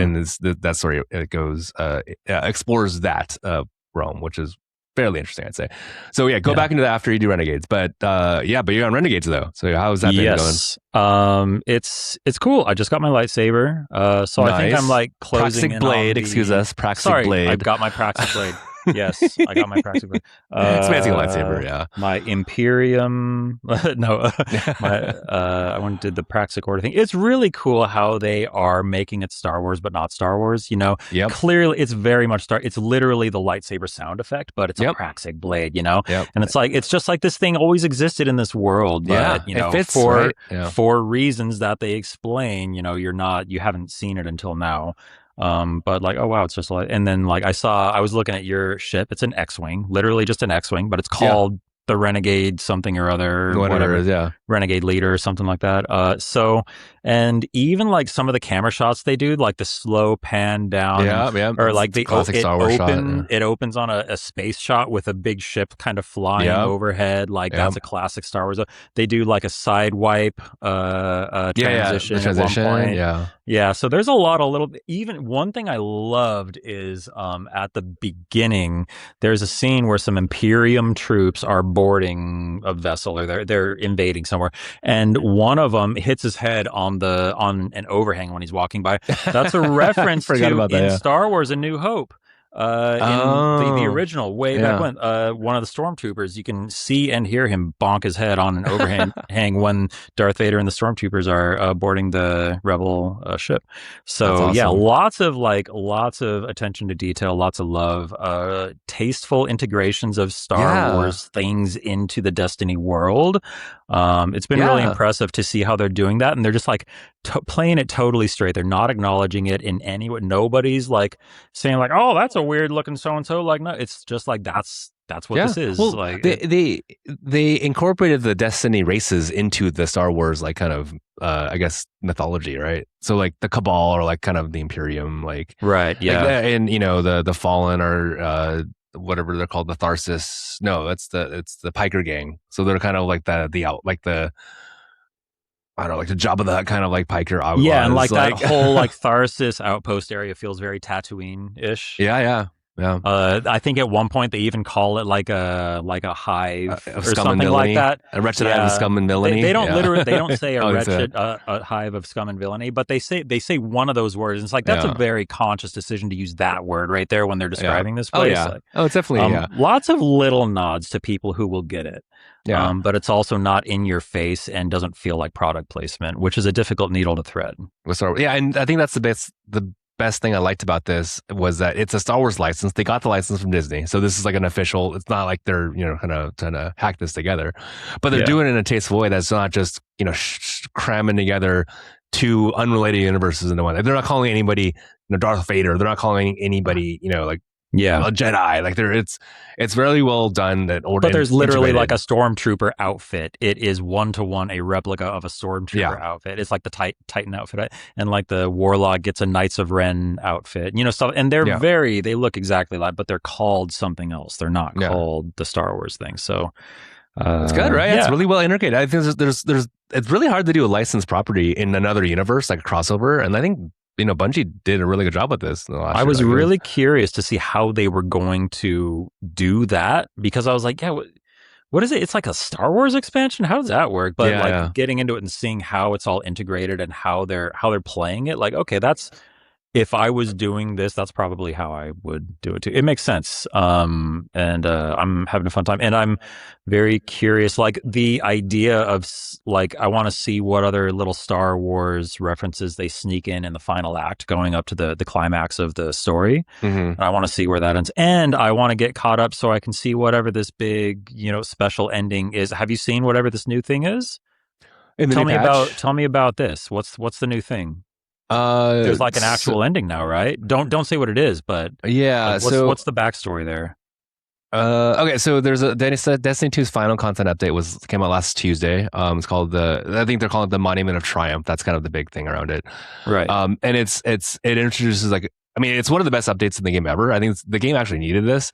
It basically put loot in everywhere in the game now. They basically made all the game is now like relevant, and that's, I think the problem they had was that they basically cut away a lot of the game because of whatever reason. They just made it kind of worthless to play some things, and that is pretty sad because Destiny is all about breadth and like doing anything you wanted. There's so many different stories and strikes and missions and worlds over the last 10 years, 12 years.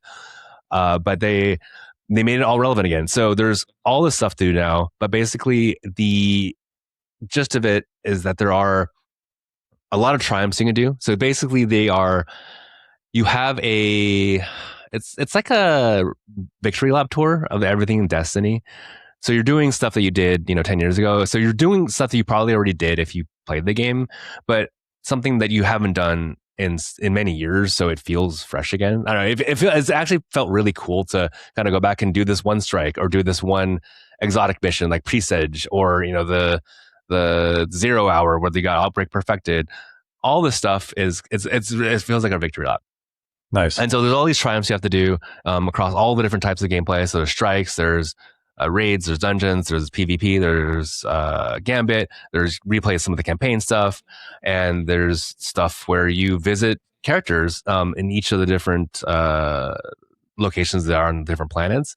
And it kind of has these kind of story tie-ups for all of these characters. So you kind of see where each character is right now and kind of where it leaves them at a place where like, okay, this character went through this and this is what they're going to do next. Kind of all that stuff.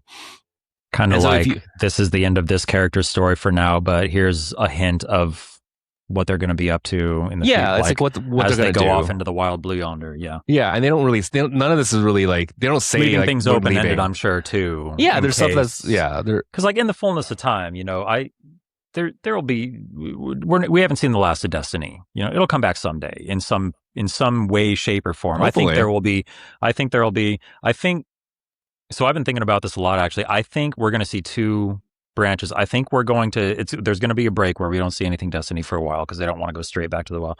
I think within a decade we'll see Destiny 3, or just they'll release it as just Destiny. Because I think that's what it should have been in the first place. It should have just been Destiny. It should have been with the same game. I think we'll see a full reboot within a decade called just Destiny. But I think before that, we'll see them branching out, letting other teams try weird stuff, doing like smaller scale stuff. Kind of like NetEase is making the mobile game. I think we'll see more stuff of that level, like experimenting with the IP. Even if it's not like canon or mainline games. Like I wouldn't be like, I'm not making any strong predictions like for timing, but I think that like, I have a feeling that it's just such a strong IP to lay dormant for such a long time. Yeah. It's, the lore is amazing. The world building they've done over the last 10 years is incredible. Didn't they spin up like a whole entertainment division too? Weren't they talking about like cross media, Destiny, this and that? That sounds like what happened to that? That's, who knows? That's no one managed that properly, I guess. Man. But there's like 7 or 8 grimoire lore books. They've sold like actual like books of the lore, which actually that many of them. Yeah, I saw it on Reddit the other day, and it makes me want to go back and maybe read some of them because I haven't actually read the lore. I got the first one. I remember more as just like a thing to have, collector's piece. Yeah, I think they've kept kept it all going. my Final Fantasy art books and stuff. Yeah, I think they've kept it going. There's all this stuff there now, which is really cool. Like, it makes me wanna. The story is actually really interesting. You go to Biff, BYF, is that how you say his name? My name is Biff. My name is Biff. My name is Biff. Biff. He's kind of like a lore Tannen. Historian. Yeah, Biff Tannen. Biff he's kind of like the unofficial. He should be the official lore master of Destiny. Lore Daddy. he makes these really long videos that kind of go through all the lore and all the stuff. It's kind of a cool audiobook, which I've actually, now that the story is over, it might be good to go back and listen to that all the way through and just kind of steep yourself in the world of Destiny. Yeah, his channel is probably a good one to subscribe to right now, because now that the game is like done, he has this like finished work that he can study. And I bet we see some really interesting stuff from him over the next few months as he starts to really dig in and unravel some of the secrets that they tucked into this last update. Yeah, hopefully. And it's interesting because he's not really anything. He doesn't have any insight that we don't have.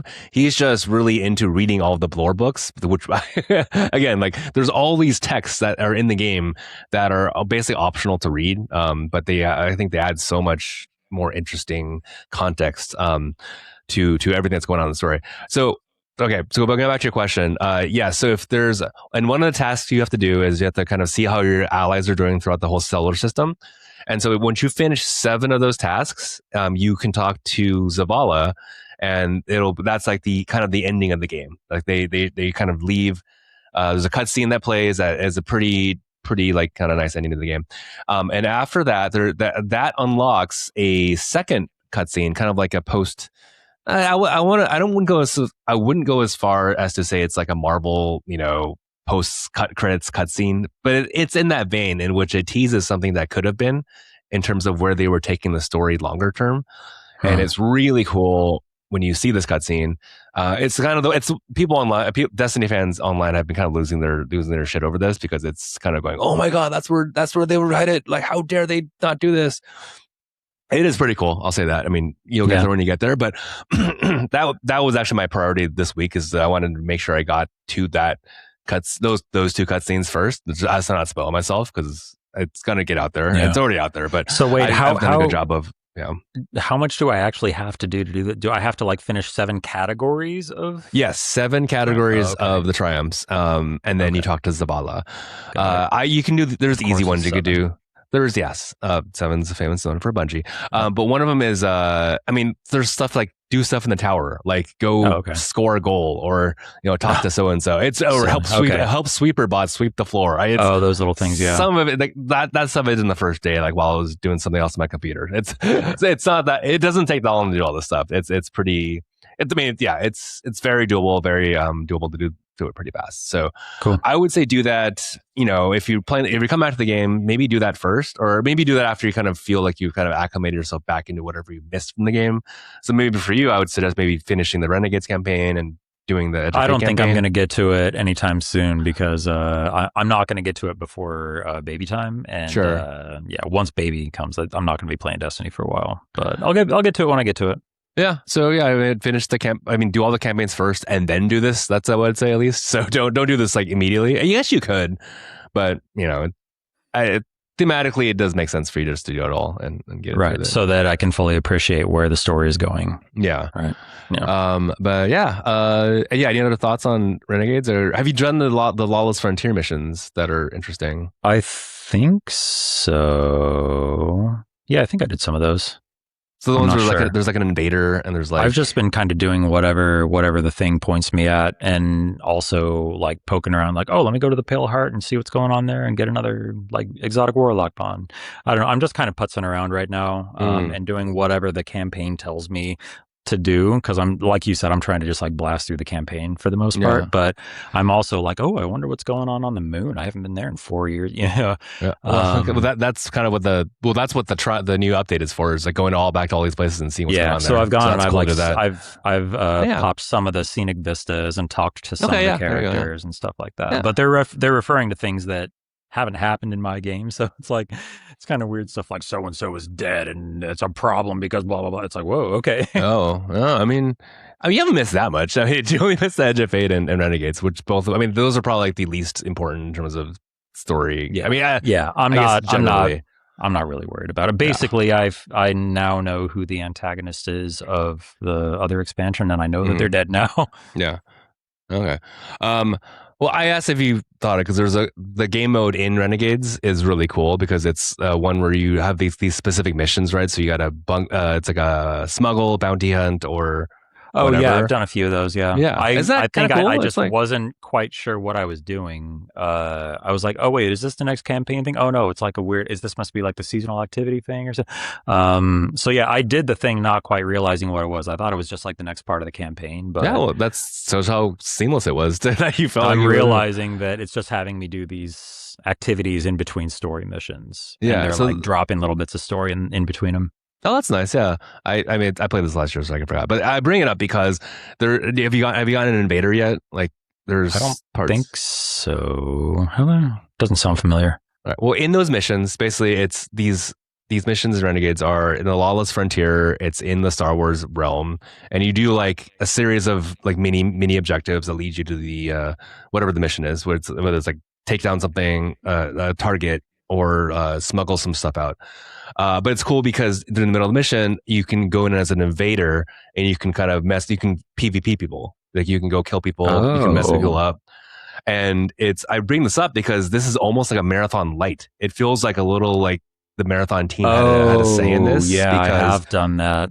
Yeah, the one where you yeah, have to exfil at the end. yeah, you have to exfil at the end, and it's Hmm. if you don't exfil, you don't get the loot. Like Right. Yeah. it is very marathon coded, and I was curious whether like maybe the I had games are that cross same thought of like, pollinated. oh, are they trying to warm people up to extraction shooters so they can sell more marathon?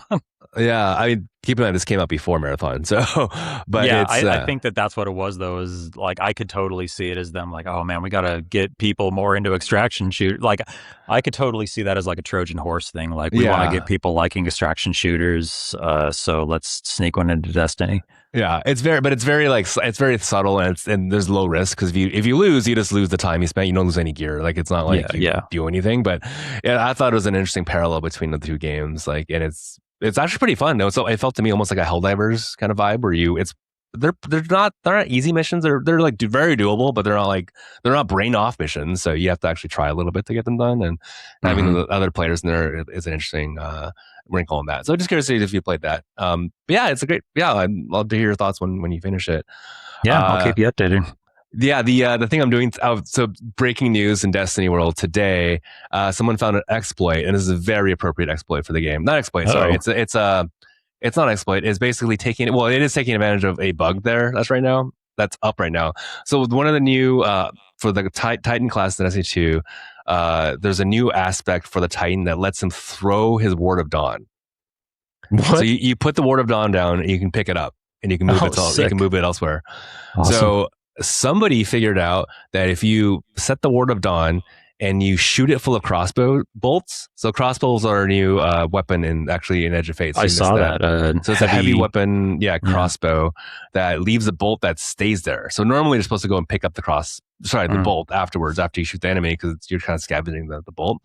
But if you fill the Ward of Dawn thing, like the bubble inside, with a lot of crossbow bolts and you pick it up, you are actually able to bully bosses by physicsing them off the map. Oh, just smacking them with a bunch of arrows stuck to the bubble. Yeah, and it pushes them like you're force pushing them Oh my because of the god! collision It's detection of the Atheon all it's over Atheon all again. over again. And so earlier today, I spent like a couple hours with my buddy just like farming Morgeth. Morgeth is a returning boss in Pantheon, with this kind of bug, which has been hilarious because you're able to yeet Morgeth off the map. So if you Oh, time that's it right, funny. you can baseball hit him off the map and he goes flying like he's like a baseball. And Oh, this I is a gotta look up some giant videos of ogre. this. Yeah, he's like a huge ogre that's half the screen in size normally. Normally you're not supposed to go near him. But if you with this kind of ball full of crossbows that are physics enabled, you basically bully him off the map. And That's you're able to amazing. get some really cool gear off of this. So we did that. I did that a few times today just to get my 1,000 voices catalyst, which is I've Oh, wanted that nice. for 12 years or 7 years. So that finally in the game now. Congrats. It's finally in the game now. You just go get it by doing this. But I thought it was very appropriate that one of the last things that we're left with in Destiny is the ability to yeet bosses off the map yet again. Do you think that they'll fix that?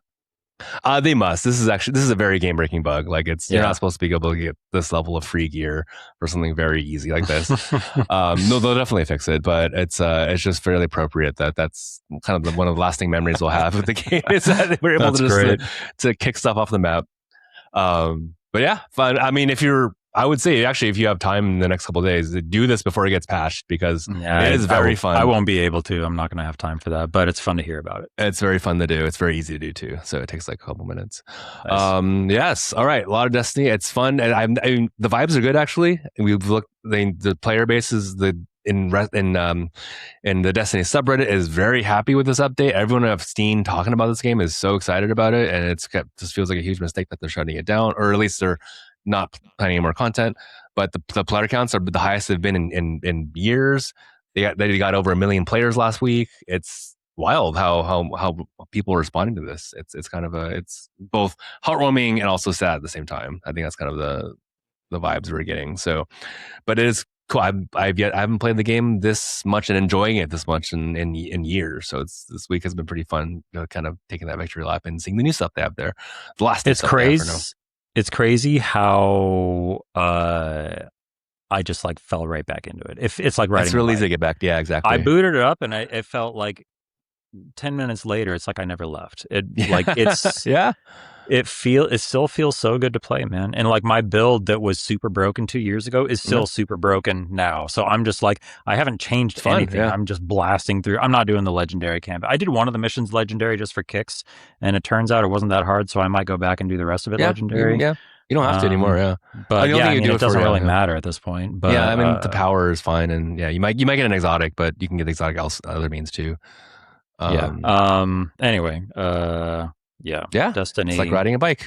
Just when I thought I was out, they pulled me back in. Yeah. Somehow they keep getting me back, even when I was sure that I was on. They were like, okay, well, how about the nuclear option? We're gonna stop updating the game. Destiny 2 is over. How about that? Okay, fine, I'll come back. That's really funny because this is I thought someone would have to convince you, but no, it was just something you found on your own. Yeah, it was just honestly, I think it was vibes. The sale. It was the timing of the vibes and the sale happened both. Like that, they definitely timed the sale for the vibes. So that's the convergence of those two things at that time. I was like, it was an impulse. Like, okay, fine. Yeah. And I think to your very first point, I want to close with this, is that it is kind of a freeing experience to know that this game is finite. And that turns this into not a live service game, but an actual finished game that you can play.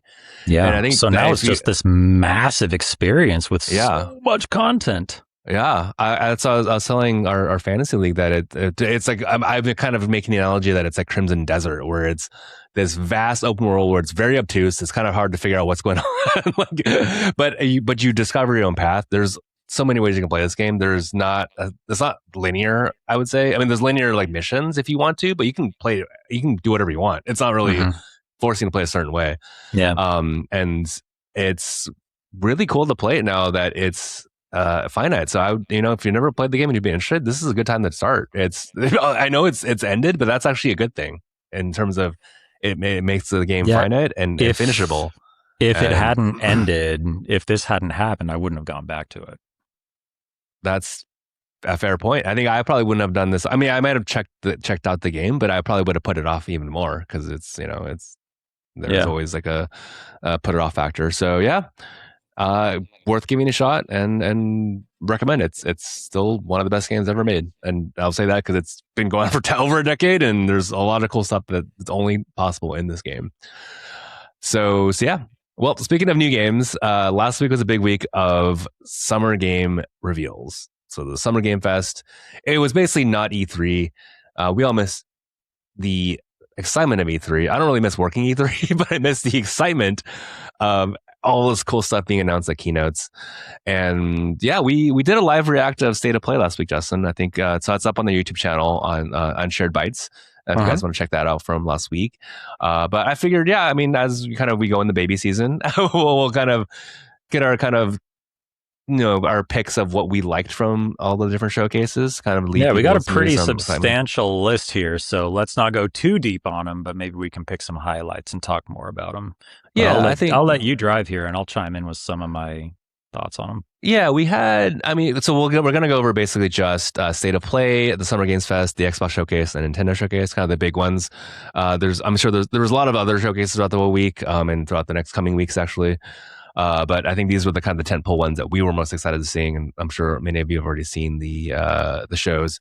But yeah, I mean, for state of play, I think we did talk about this in our recap, but I mean, I think I'm most excited for God of War Laufey, which I think I've heard from IGN that it's Laufey for this specific version of the word. Laufey? I thought it was Laufey. Laufey?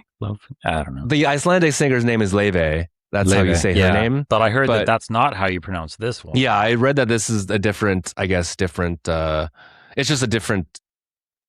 It's just different. It's not like go watch a YouTube video and hear somebody say it out loud. Yeah, Laufey, I think, is how they mentioned it was pronounced. Regardless, well, if we're wrong, correct us in our socials. But I'm here for Frank. I'm here for Frank. Pharnanque, the gelatinous cube, voiced by Jack Quaid. I think we are all in for Frank. That's great. But yeah, God of War Laufey looks really good. I mean, it's the animation, the graphics are incredible. Looks great. It looks great. I couldn't. It care reminds less me that I need Kratos. to finish Ragnarok. That's wildly not finished Ragnarok because that's one of the best games of that decade. Yeah, I don't know how I didn't finish it because I loved God of War 2018. Yeah. It was one of my favorites, and I was so hyped for a sequel, and then somehow I just didn't. Yeah, and this one, the Ragnarok was bigger, better, and better for every one of everything there. But Laufey looks amazing, and I could not care less. It's not Kratos. People are. I mean, it's probably the wrong people who are mad about this, but right. It looks like a good game. That's all that matters to me. And it looks like it's action packed. There's a good story. There's amazing acting, and yeah, it's gonna look great. Yep. The combat looks fantastic with that sword with the flowing ribbon behind it. Man, it looks like it's gonna be so fun to play. Absolutely, it looks like looks really fun. The other one I'm interested in is Resident Evil Veronica. Like I'm on a huge Resident Evil kick this time. No code, just Veronica. Mm-hmm. It looks amazing. The graphics look amazing. I've not played this game since the Dreamcast. So I played this game when it came on the Dreamcast in 2000, I want to say, actually. I think you're right. And it was an amazing game back then. And I'm really, really interested to see the remake because Capcom has been one of the few studios that are publishers / studios that have remade games, like actual remaking games and making them better. Like way better. Way better. I mean, we got Resident Evil 2, 3 we can argue about, but 4 is, the piece de resistance of the franchise. But yeah, these remakes have been incredible. So I can't wait to play this, especially how good oh my gosh, I can't remember what the Resident Evil 9 Requiem. All these words, as we'll see later too. But yeah, Requiem was amazing. Can't wait for this. So this looks good. You haven't played Resident Evil in a while, right? I'm not a scary game guy. The last time this game isn't scary though, but yeah, I guess the last time I was interested in Resident Evil was probably around the time Resident Evil Code Veronica came out. Because I remember I played Resident Evil 2 on PS1. I also played Resident Evil 3. Played through both of those games multiple times. Resident Evil 2 scared the pants off me when I was a kid. Like the latter half of that game, like I was scared because I was playing it in my room alone, dark. If you play it like this. But then Resident Evil 4, but around the time Resident Evil 4 was coming out, that's around the time that I was migrating away from like horror games and just not really being as interested in them anymore. So yeah, I just kind of never really kept up after that. Huh. So you didn't ever play Resident Evil 4 on GameCube? That's one of the best games of all time. I've never played Resident Evil 4. Yeah. Classic. That's like not playing Mario 64, I would say. Like it's up there. So do that at some point. Man. Yeah, okay. Do that at some point. I'll get the remake. The remake is very good. But yeah, Veronica looks amazing. I can't believe it's already coming out next year, 2027. So I am like my interest is piqued in this one because Claire is like my first like survival horror game was Resident Evil 2. And the first, I think I played through Claire's campaign first, and I liked Claire. I like playing as Claire more than I like playing as Leon. So I'm actually like Claire is a special character to me in that lore, in that universe. So, and I really like the shot that they used to like reveal her face in that trailer. The profile shot with like the streak of light, like really cool. That's really cool cinematic shot. I remember when I was watching this live, I was like, this can't be Resident Evil. They just pull it out. And I was saying, lo and behold, it was Veronica. So the Capcom's cranking it out, but they've been on a heater, so this is going to be good for sure. What are they going to remake after this one? Are they just going to go back and remake the first one again? Are they going to remake 5? No, the rumor is 5. I mean, that would make logical sense, but that 5 was actually I think 5 is the worst one. Yeah, I think Because it that's was kind of just no, no, like yeah. kind of the consensus. 5 and 6 are the black sheep of the series. Yeah, I'll say six is incredible. I never played six when it came out because people panned it, but I played this last year with a friend. It is Yeah, so fun. It's really? like Michael Bay action. It's just pure Uh, Michael Bay action. It's not, there's no nice. horror, That not was the one where you scary. play as Leon for half of it, and you play as Chris for the other half, right? Yeah, there's four. I think there's like three or four different vignettes or characters that you play. So Oh, you okay, kind of okay. you swap from each one. There's different. Yeah, I think. Yeah, but it's all co-op. So I mean, well, Oh, you can play okay. it solo. A solo might be a little less interesting, but co-op was so fun. We Oh, basically nice. it's like playing Bad Boys. Oh, Michael Bay, nice. it's literally Bad Boys. There's boat explosions and chases, and it's so silly. It's extremely silly, but it's really good though. Nice. So I've come around to that. But I think so I would say five is the worst having had that experience. But we'll see. Maybe they can make five better in terms of more, the modernize the game. The game was pretty modern. It was on I think the PS3 360 or PS3. whatever. Yeah, So it's not that old. But yeah. yeah. Yeah. So Control Resonant looks amazing. I think we've seen this a couple times already, but did you see the gameplay sequence where there's like platforming where the guy, the main character, I think I forgot who Dylan. his name is, Dylan Fader is like Faden. Spider-Man jumping across like different rooms and like the world turns Oh no, I to didn't see that. I was kind of like half paying attention to that because my wife is super super excited for this. Already pre-ordered it and yeah is making it a point to not watch any yeah trailers for the game.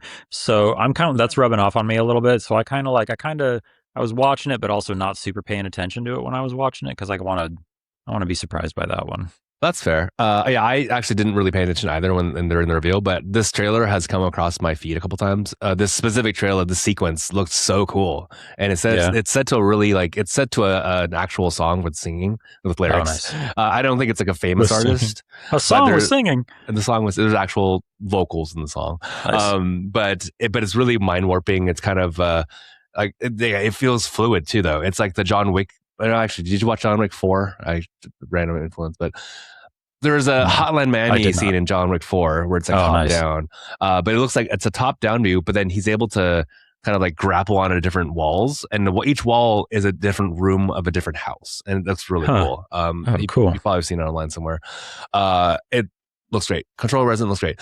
A couple of the dark horse candidates, I would say, from the state of play that I liked were Stuntman Hollywood, which I think we kind of are both our eyes prototype at this, where you play like as a stuntman in Hollywood. The Return like, of driving. Stuntman. Yeah. Yeah, it's Stuntman is Return. a Yeah, I classic forgot about that. series from what the PS2 era, I think. I forgot that. But it looks fun, and they got licensed movies for this. They didn't really play this up in Did they? the Nice. reveal, but in the reveal they had the DeLorean from Back to the Future, and we're like, that's it's right. like Yeah, Back to the Future. yeah. But it turns out they have a Universal license from NBC Universal, so they Oh, have cool.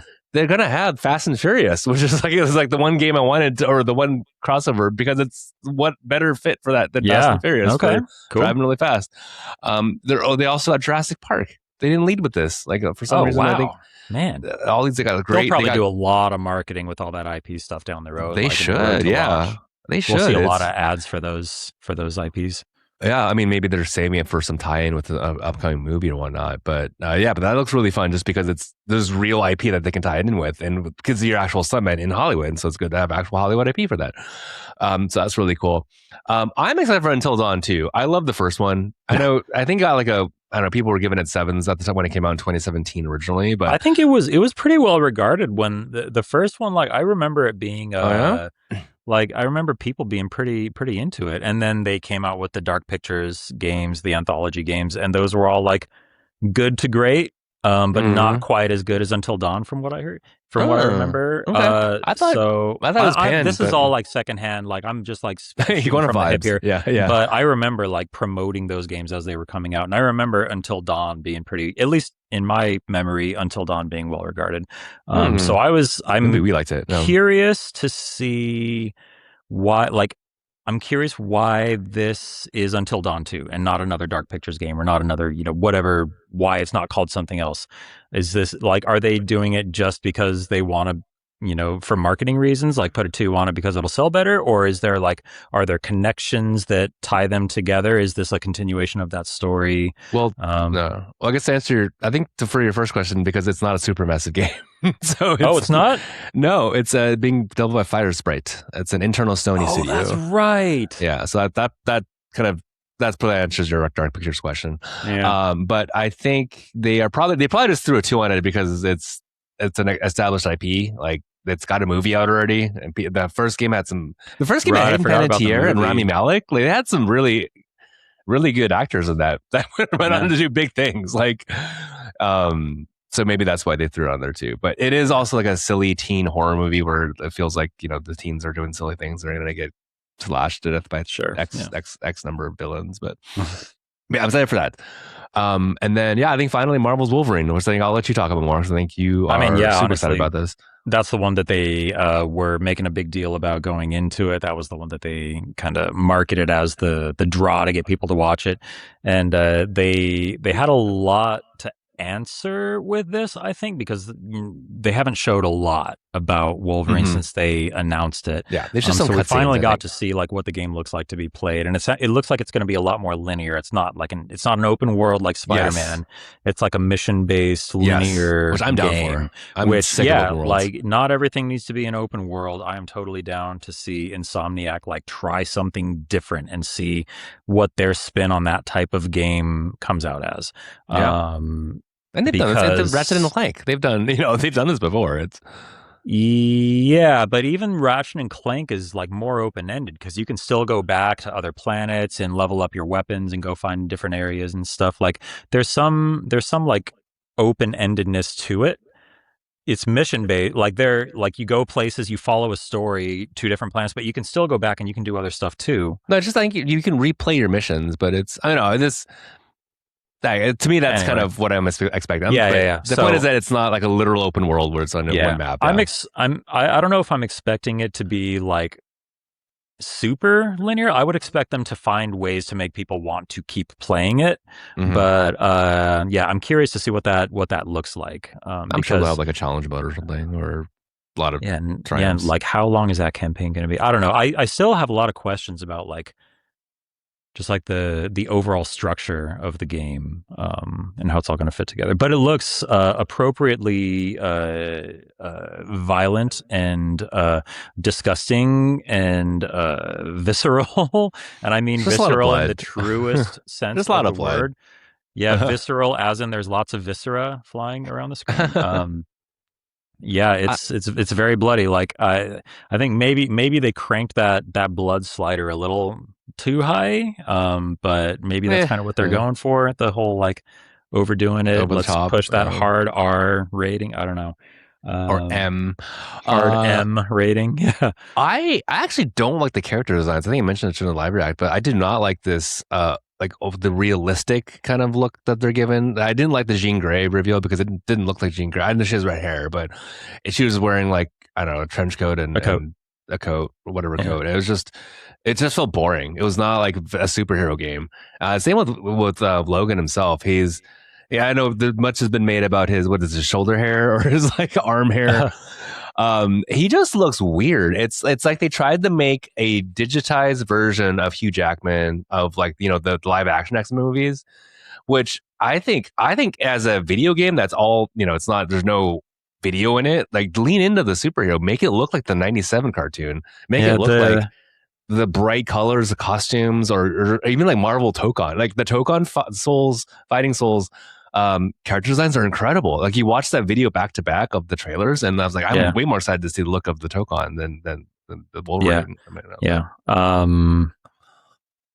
The Wolverine, when he's wearing the costume in the state of play presentation, the shots of him in the the classic yellow Wolverine outfit looks very, very similar to the Deadpool Wolverine movie outfit that he had in that movie. Yeah. With the white eyes and everything, it's very very reminiscent. That's the first thing I thought when I saw that shot of him in the car. And I'm sure if you put them side by side, there's a lot of differences, but man, that's right where my mind went when I saw it. It looks great, it looks really good, but it was very they're going they're trying to make it look like a movie. like Yeah, you were saying. and that's why I mean, I'm not a fan of that. I don't think it looks good. Yeah, I don't know. I mean, I'll reserve judgment until I get my hands on it and play it myself. I'm optimistic. Yeah, I mean, I think the I've game looks good. liked. Sorry, I just don't like the character designs. I don't like the Oh yeah, realistic yeah, designs. Yeah, yeah. it'll be fun though. I'm gonna I play it. don't know if I've seen enough to really judge it too harshly in that regard. Like, because I want to see it in the context of the game and how they're telling the story and everything too. I mean, you've seen the game trailer already, but anyway, yeah. I've seen a little bit of it being played. You know, Yeah. I haven't seen, like, maybe the gravity of the story is such that these more realistic character designs make more sense. You know, maybe a more cartoony looking Logan wouldn't land the same way with where they're going with some of this stuff. I don't know. Maybe there's a reason for it. Is what I'm saying. Okay. All right, we'll find out. But it looks cool. I'm excited. I love Insomniac games. Yeah, I do too. They're one of the studios where anything they make is a day one game for me. Okay, Summer Games Fest. A few days later, I mean, sorry, last Friday. Oh my gosh, last Friday or 2 Fridays ago? 2 Fridays ago, I think. But yeah, the first game I jumped to me was Gen Atlas, which is Ueda-san's next upcoming game, and Ueda-san of Piloting a robot head around. Yeah, Shadow of the Colossus, Eco, Lost Guardian. I will play anything this guy makes too, or this guy directs, or this guy's studio makes. Sorry, I'll say. Yeah, giant robot mech. Yeah, I don't know what's happening. New Ueda game. Like, enough said. You know. Yeah, I mean, I don't know what's happening. I mean, I guess I mean, I don't really know what's happening in this trailer, but I'm in. Yeah. Well, it'll be interesting to see how he handles like a kind of a mech kind of type game where it's, I guess, more mechanical than organic, because I feel like Eco and Shadow Cloud more spiritual, organic stuff. So this will be interesting to see, like, if there's machinery is involved here, AI, and guns. Like, there are guns in this game. Yeah, guns. Yeah, just very more modern take on it. Crazy. The biggest game for me, I think, was the ending one, which is Final Fantasy VII Revelation. I watched the trailer for this, even though I have not finished Rebirth. So I'm pretty sure I know who does and does not make it out of Rebirth now. I mean, you've already played Final Fantasy VII, so right, but who knows? I mean, the way that this story is unfolding based on the first game, like, anything could happen, you know. So, yeah, I still need to finish Rebirth. I want to see how everything plays out, like what things they do change. Yeah, I like Rebirth. They did change some things in the first game. They did, and I'm sure they did in Rebirth as well. Yeah, but yeah, it's fun. I'm psyched for the end of it too. Yeah, not only for the end, but if you notice in the trailer for Revelation that there's jobs. There's like dress spheres the fit from system. They call them the fit system, but it's system, jobs, it's classes. Yeah, essentially jobs. Yeah, like Tifa as like the black mage or whatever. Everyone has their different costumes per different. I'm gonna say jobs still. Sue me. But yeah, they're different jobs. Like, cool. I'm in. That was great. And the idea of, like, in the original game, you would fly the airship around and you would just, land and then get out and walk around. In this one, no, you fly somewhere and you skydive off of the airship and just, like, land where we dropping, boys. Cool. Yeah, that's so cool. Yeah, man, that's such a cool change. Like, I'm okay with them. Like, I think that as one of the biggest keys to this trilogy's success is that so much of the team is the same people who worked on the original game. Yeah. So that they know what the spirit of this, they know what the heart of this IP is, of this property is, they know what the heart of these characters are, so they can change things but still keep it true to the spirit of the series.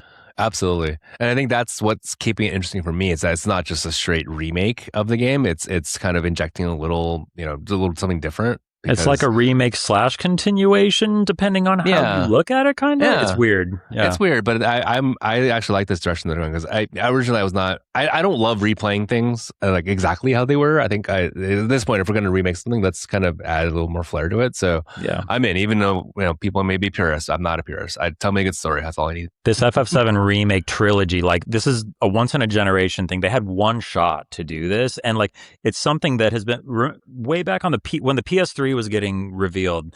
They did a tech demo that was just the opening of Cloud jumping off the train, and it was just like PS3 tech demo. And ever since then, it was like, oh, are they going to announce a Final Fantasy VII remake? So when it finally happened, it was like, oh my god, they're doing it.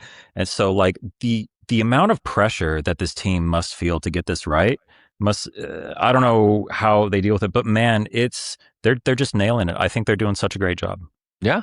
I think the games are great. The games have been great so far, and I can't wait to see. I can't wait to play the last one, or the sorry, well, hopefully it's the last one of the trilogy, but we'll see. But I think they've it's like the talked about final. it as the end of the saga or whatever. It's Yeah. the Final Fantasy, even.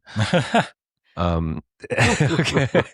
Anyway, moving on. All right. I'm also excited for The Wolf Among Us 2. I know we've tried, we meaning Royal We, but they've tried to remake The Wolf Among Us a couple times, I want to say. But this is one of the best This has Telltale been games. announced a couple times. Yeah.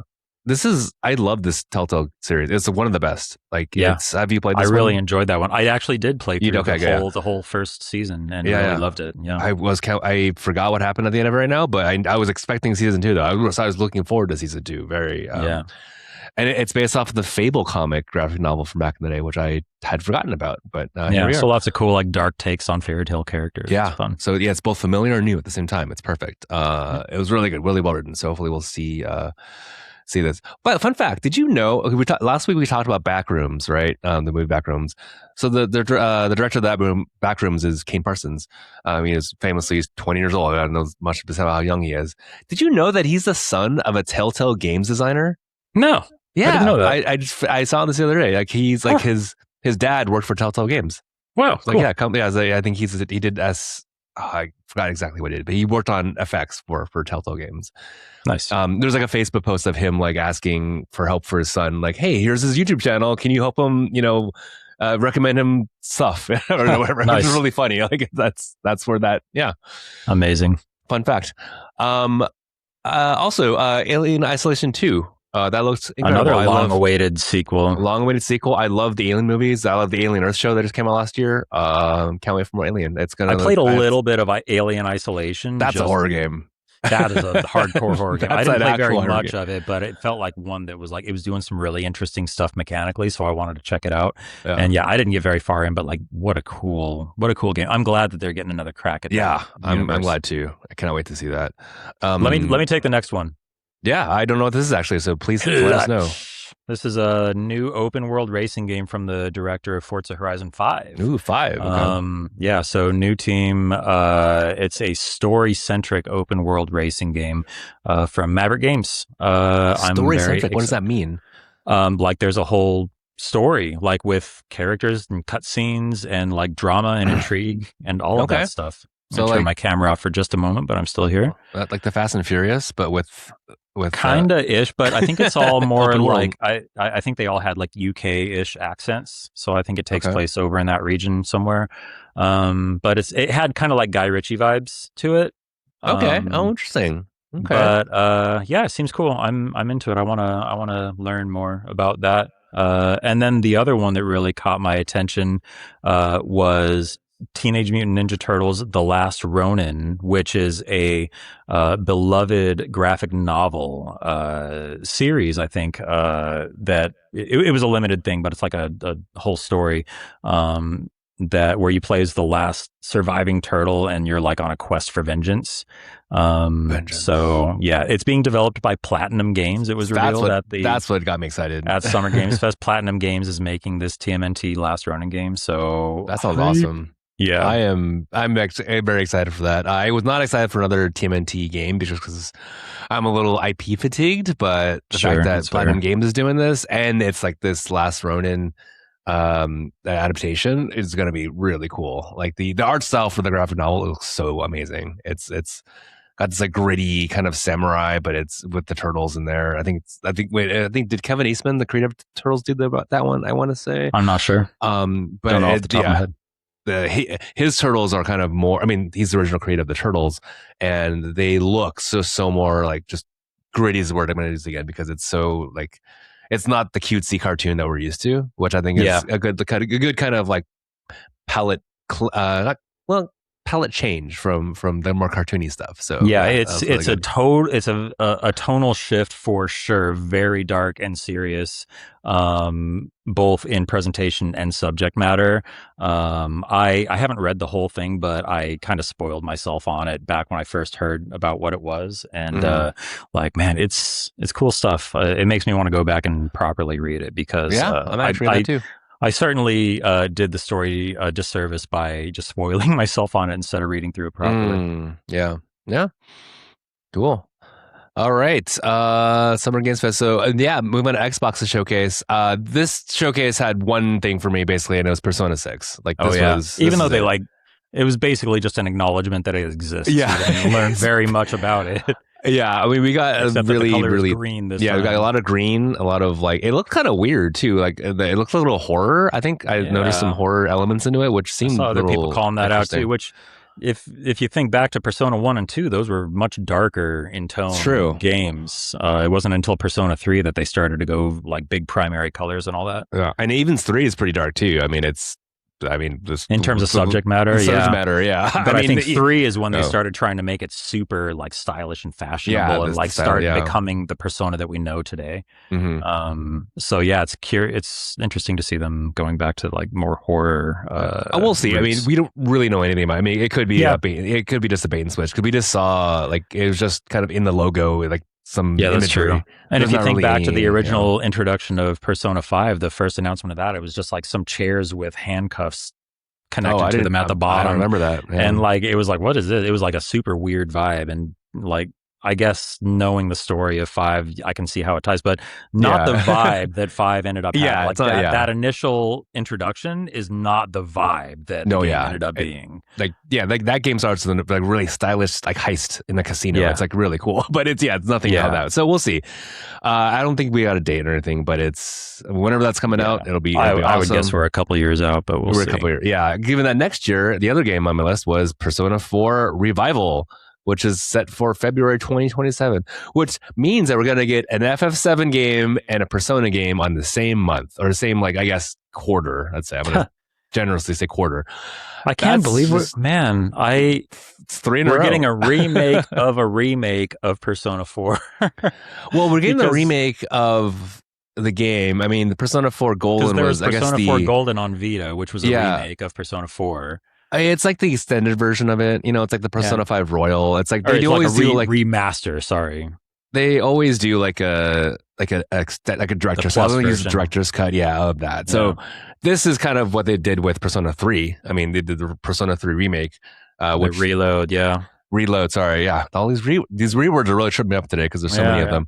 But Reload was great because so Persona 3 Reload actually was the first time I actually gotten through the entire Persona 3 game. I've never was my- finished it myself. I'm waiting for a sale on that one. I'll probably do it too. Oh yeah, that's gone on sale a lot. So definitely get the next time it's on. Actually, you can borrow it. I have the disc here because I have if you want. And whenever you want to let me know. I don't have Yeah. a disc drive on my console. Well, that's a problem. Well, it's on sale a lot, so get it. It's like under $20 or so. Yeah, I'll get it. But I love the Persona 5 style, and that's what that's got me in the series was Persona 5. That was the first Persona game I've actually played all the way through. I had Golden on my Vita, but I never, whatever reason, I started that game like 3 times, and I've never been able to get past. That was my first one. That was my Christmas break game, whatever year that was, 2013 or 2014 or whatever it was. No. I played through that whole game. That was my first Persona game. Was playing through Persona 4 Golden on my Vita. Nice. So I like that's a special one for me. So I'm really interested in this. Yeah. What are they calling it? Revival. That's the word for this, Revival. I'm excited for 4 Revival, especially because I've never actually finished Persona 4. So this is my time. This is my chance to do this, and I'm really excited. I liked it more than 5 personally. Maybe because the nostalgia goggles, but okay. I'm curious. Liked it. I liked it a lot. I really loved 4. Yeah, many people say 4 is like their favorite, so you're not alone, and I'm really excited to play it for myself. And then I think the next 2 games I'm kind of not as excited about, but my interest is piqued because of what they are. Senua, which sadly, hopefully this game is finished or whoever makes this game, but I love the Hellblade series. That's why I'm intrigued, but it kind of doesn't need another game, I would say, but I'm happy to see where this goes. I don't know. Have you played any of the Hellblade games?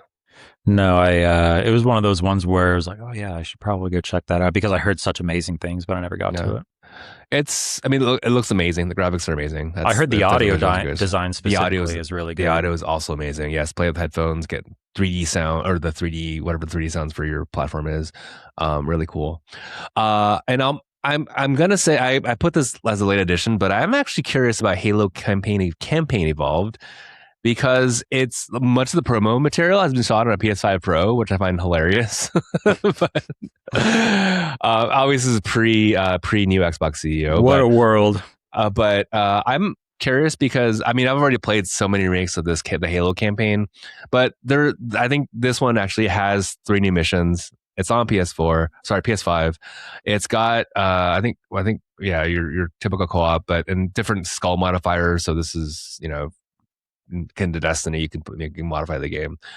I'm excited. I always play Halo. I love Halo games still. I play the campaigns every time there's a new one. It's always fun to play with friends. So Yeah, I'm excited to play it once. But yeah, I played all the Bungie ones. I didn't keep up when they handed the reins they kept over. going. Yeah, they've been kind of forgettable to be honest with you. But it's I love. but they've been fun to play with though. All of them through Reach. Reach was actually my Reach is favorite incredible. one. Reach What is a my great favorite. game. Yeah, Reach is ODST actually was the last Bungie one. So that's Didn't they do Reach? they did, but ODST is after Reach. Was it? Yeah, I don't think so. I think Reach was the last Bungie. We'll look it Halo. up, but I think Reach was the last one. I Reach think it was was 4, right? I mean, so after 3, essentially. Reach was after 3. Yeah. Okay. All right. Yeah. Anyway, Either way, but Reach, we can agree Reach is the best Halo. It's or actually, Reach I don't know if was- it's not the best Halo. I think it was 3 either 2 or Reach. I would have gone 3, but 3 was the one I had the most You the like most 3 time better with. than 2. That's fair. I just played with that the most. We got to like level 50 in terms of ranked, and then that like I played it hard, I competitively hard. Like Man, remember when the world was on the edge of their seat waiting for a new Halo game? yeah, Halo 2, Halo 3. Halo 2, Man. yeah. The hype for Halo 2 was so incredible. Yeah. What a moment in time. Yeah, 3 too. Yeah, still fun games. Yep. I'll play. That's probably another one where if I see it on sale or if it's but in plus I'm not down gonna the buy line day or one. something, Yeah, I'll check it out. Yeah, but I would love to play a co-op with you, so or whoever. Yeah. Like it's a great. Yeah, I would game. revisit that game for sure. Yeah, I loved for sure. the first one. Right. And then the other one from the Xbox showcase was Mhm. Castlevania Belmont's Curse. This one really caught my attention. Yeah, I'm excited for that too. This is the full-on new Castlevania game from Motion Twin. Konami trusted them with creating a full-on new Castlevania Did game. they do Bloodstained? Or is this? No, that was Koji Igarashi. Motion Twin did Dead Cells, which Dead Cells. That's right. Their last spiritual, DLC was a Castlevania DLC. Yes, and they did such a good job with that Konami let them make their next one. game as a just straight up Castlevania game. Great choice. Hell yeah, man. I can't wait. I love Dead Cells and I love Castlevania. So sign me up, dude. I'm in for it. Nice. Yeah. I'm in for that too. All right, and finally we have the Nintendo Direct showcase, which I'm gonna be honest, I did not watch this as it was too early for me, but I did catch up on the highlights. I didn't watch it live. I did. It's the list of games is stronger than the actual presentation was, I think. So it'll be nice to just recap some of these, I think. Okay. Well, the games on my list are kind of not exciting because they're coming out really soon. But Deltarune Chapter 5, which that's exciting. I like, a lot of people have been waiting for that patiently. It's coming out soon, I think, in a couple of weeks. So I am super excited to play. This is obviously one of the. This is the end, right? No, I think 6 is on the game. Up to 6 is on the game. So we'll really? see I thought 5 was going to be the last one. Dang. No, I think on the game it literally says 5 and 6. So we'll see. I mean, we'll see. I mean, I don't know when it's going to end, when Toby's going to end this, but it's Deltarune's been amazing. It's a great spiritual successor to Undertale. I played the first chapter, but I haven't kept up with it. I should go. You got to play. It's good. It's not as like self-contained as Undertale. Undertale is like one really cool like experience. One. This is kind of builds up to it. Especially it's hard. It's harder when you got these chapters that are coming out like sporadically, right? Like years apart. Like years apart. And it's really hard to remember. But I mean, it's actually good for you if you're catching up because you can just go through them all at once. So it's, excited for that. I also next game is also. To me, it doesn't. To me, it's exciting, but maybe not to a lot of people. Is Rhythm Heaven Groove? I love the Rhythm Heaven series. Extremely exciting for me too. For both of us, probably my highlight of the whole show. Honestly, same. I mean, this is actually the most game I'm most excited about. I saw somebody point out like how fun is it that the Nintendo Switch's swan song is Rhythm Heaven Groove, because I think this will probably end up being one of the last Switch 1 games. So. Yeah, I mean, I love Rhythm Heaven. I've loved it since the DS, and I'll play every single one that comes out until the day I die. So, remind people what these games are again. They're like mini games, right? Or like they're kind of little mini. So the first thing is it's extremely Japanese. I mean that in a complimentary way. Very quirky, fun, silly little characters doing silly little things, but in time with music. And you have to, well, so on the DS, the way that it worked was you would tap with the stylus. You would tap the screen in time with whatever's happening, or you would flick your stylus to like, Mm-hmm. do things in time with the music. But they've had other games that take advantage of the various gimmicks on Nintendo hardware. So I'm not sure what they're doing with the Switch one, if it's just button presses or if they're doing other stuff. It looks like button presses, but we'll see. I mean, the Switch has gyro, so we'll see. Yeah, if maybe they do like some that. mouse mode stuff and all that. Well, that wouldn't work on the Switch one, so I don't know. But anyway, they're just quirky little rhythm games that are a delight to play. They're just so delightful, whimsical, quirky, silly little games, and I love them so much. Yeah, same. I cannot wait. I just actually went and pre-ordered this game. This is one of the games where like I can't remember if I pre-ordered it years ago because I wanted it so badly. I don't think I did, so hopefully I don't get 2 copies in the mail. But I did just order this one as well. So it's You do exciting to see keep that. one sealed. Yeah. Well, here's okay, random thought aside is that I now open every game I get because one time I opened a game like 2 years after or a year after I bought it, and there was no like disc or cart inside. I can't remember if it was the Switch or yeah. And I was like, at the point, it's too late to go. Oh, hey, there's no disc in here. That's crazy. So now I have to open everything immediately to make sure it's like in there because that's I gotta check. I mean, it assumed. Do you think? Wow. All right, and the third game I have on here is Fire Emblem Fortunes Weave. It's a brand new Fire Emblem game.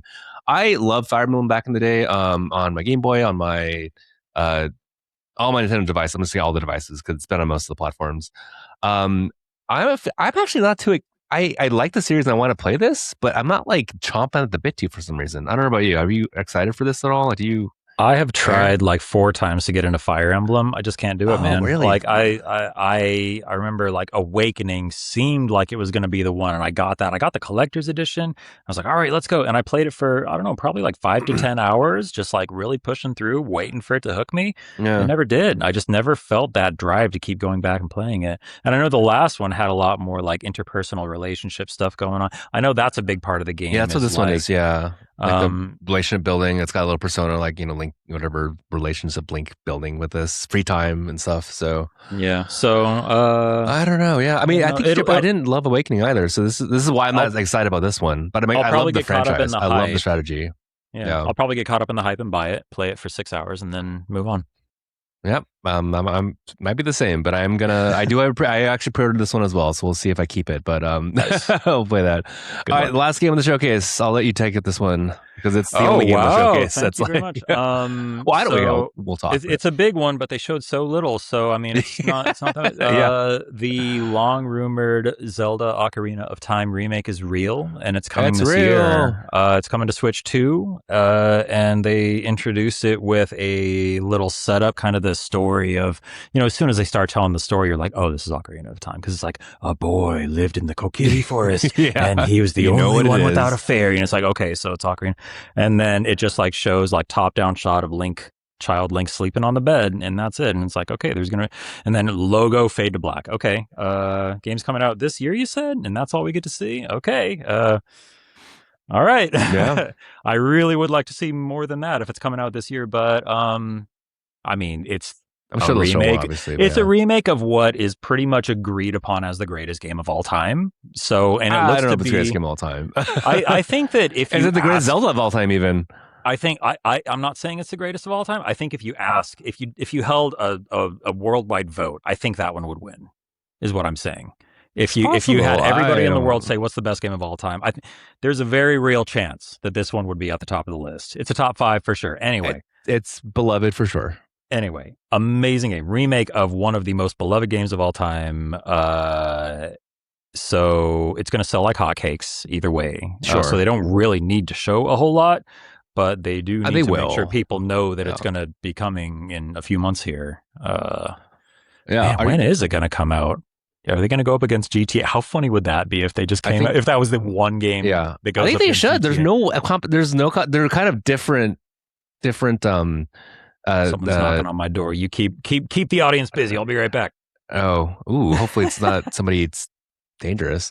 Hopefully it's not No, I think it makes sense for them to release it similarly to GTA 5, 6 because no one is releasing their games then. They cleared out the entire month of most of October and all of November to get away from GTA 6. And I think people are going to want something else to play. Or if people aren't interested in GTA 6, I know it's may not be a lot of people, but it's given how anticipated GTA 6 is. I'm certainly going to be playing GTA 6, but I think there's enough room to play another game too, especially if it's on Switch, because having a portable device means that it's kind of scratches two itches at the same time.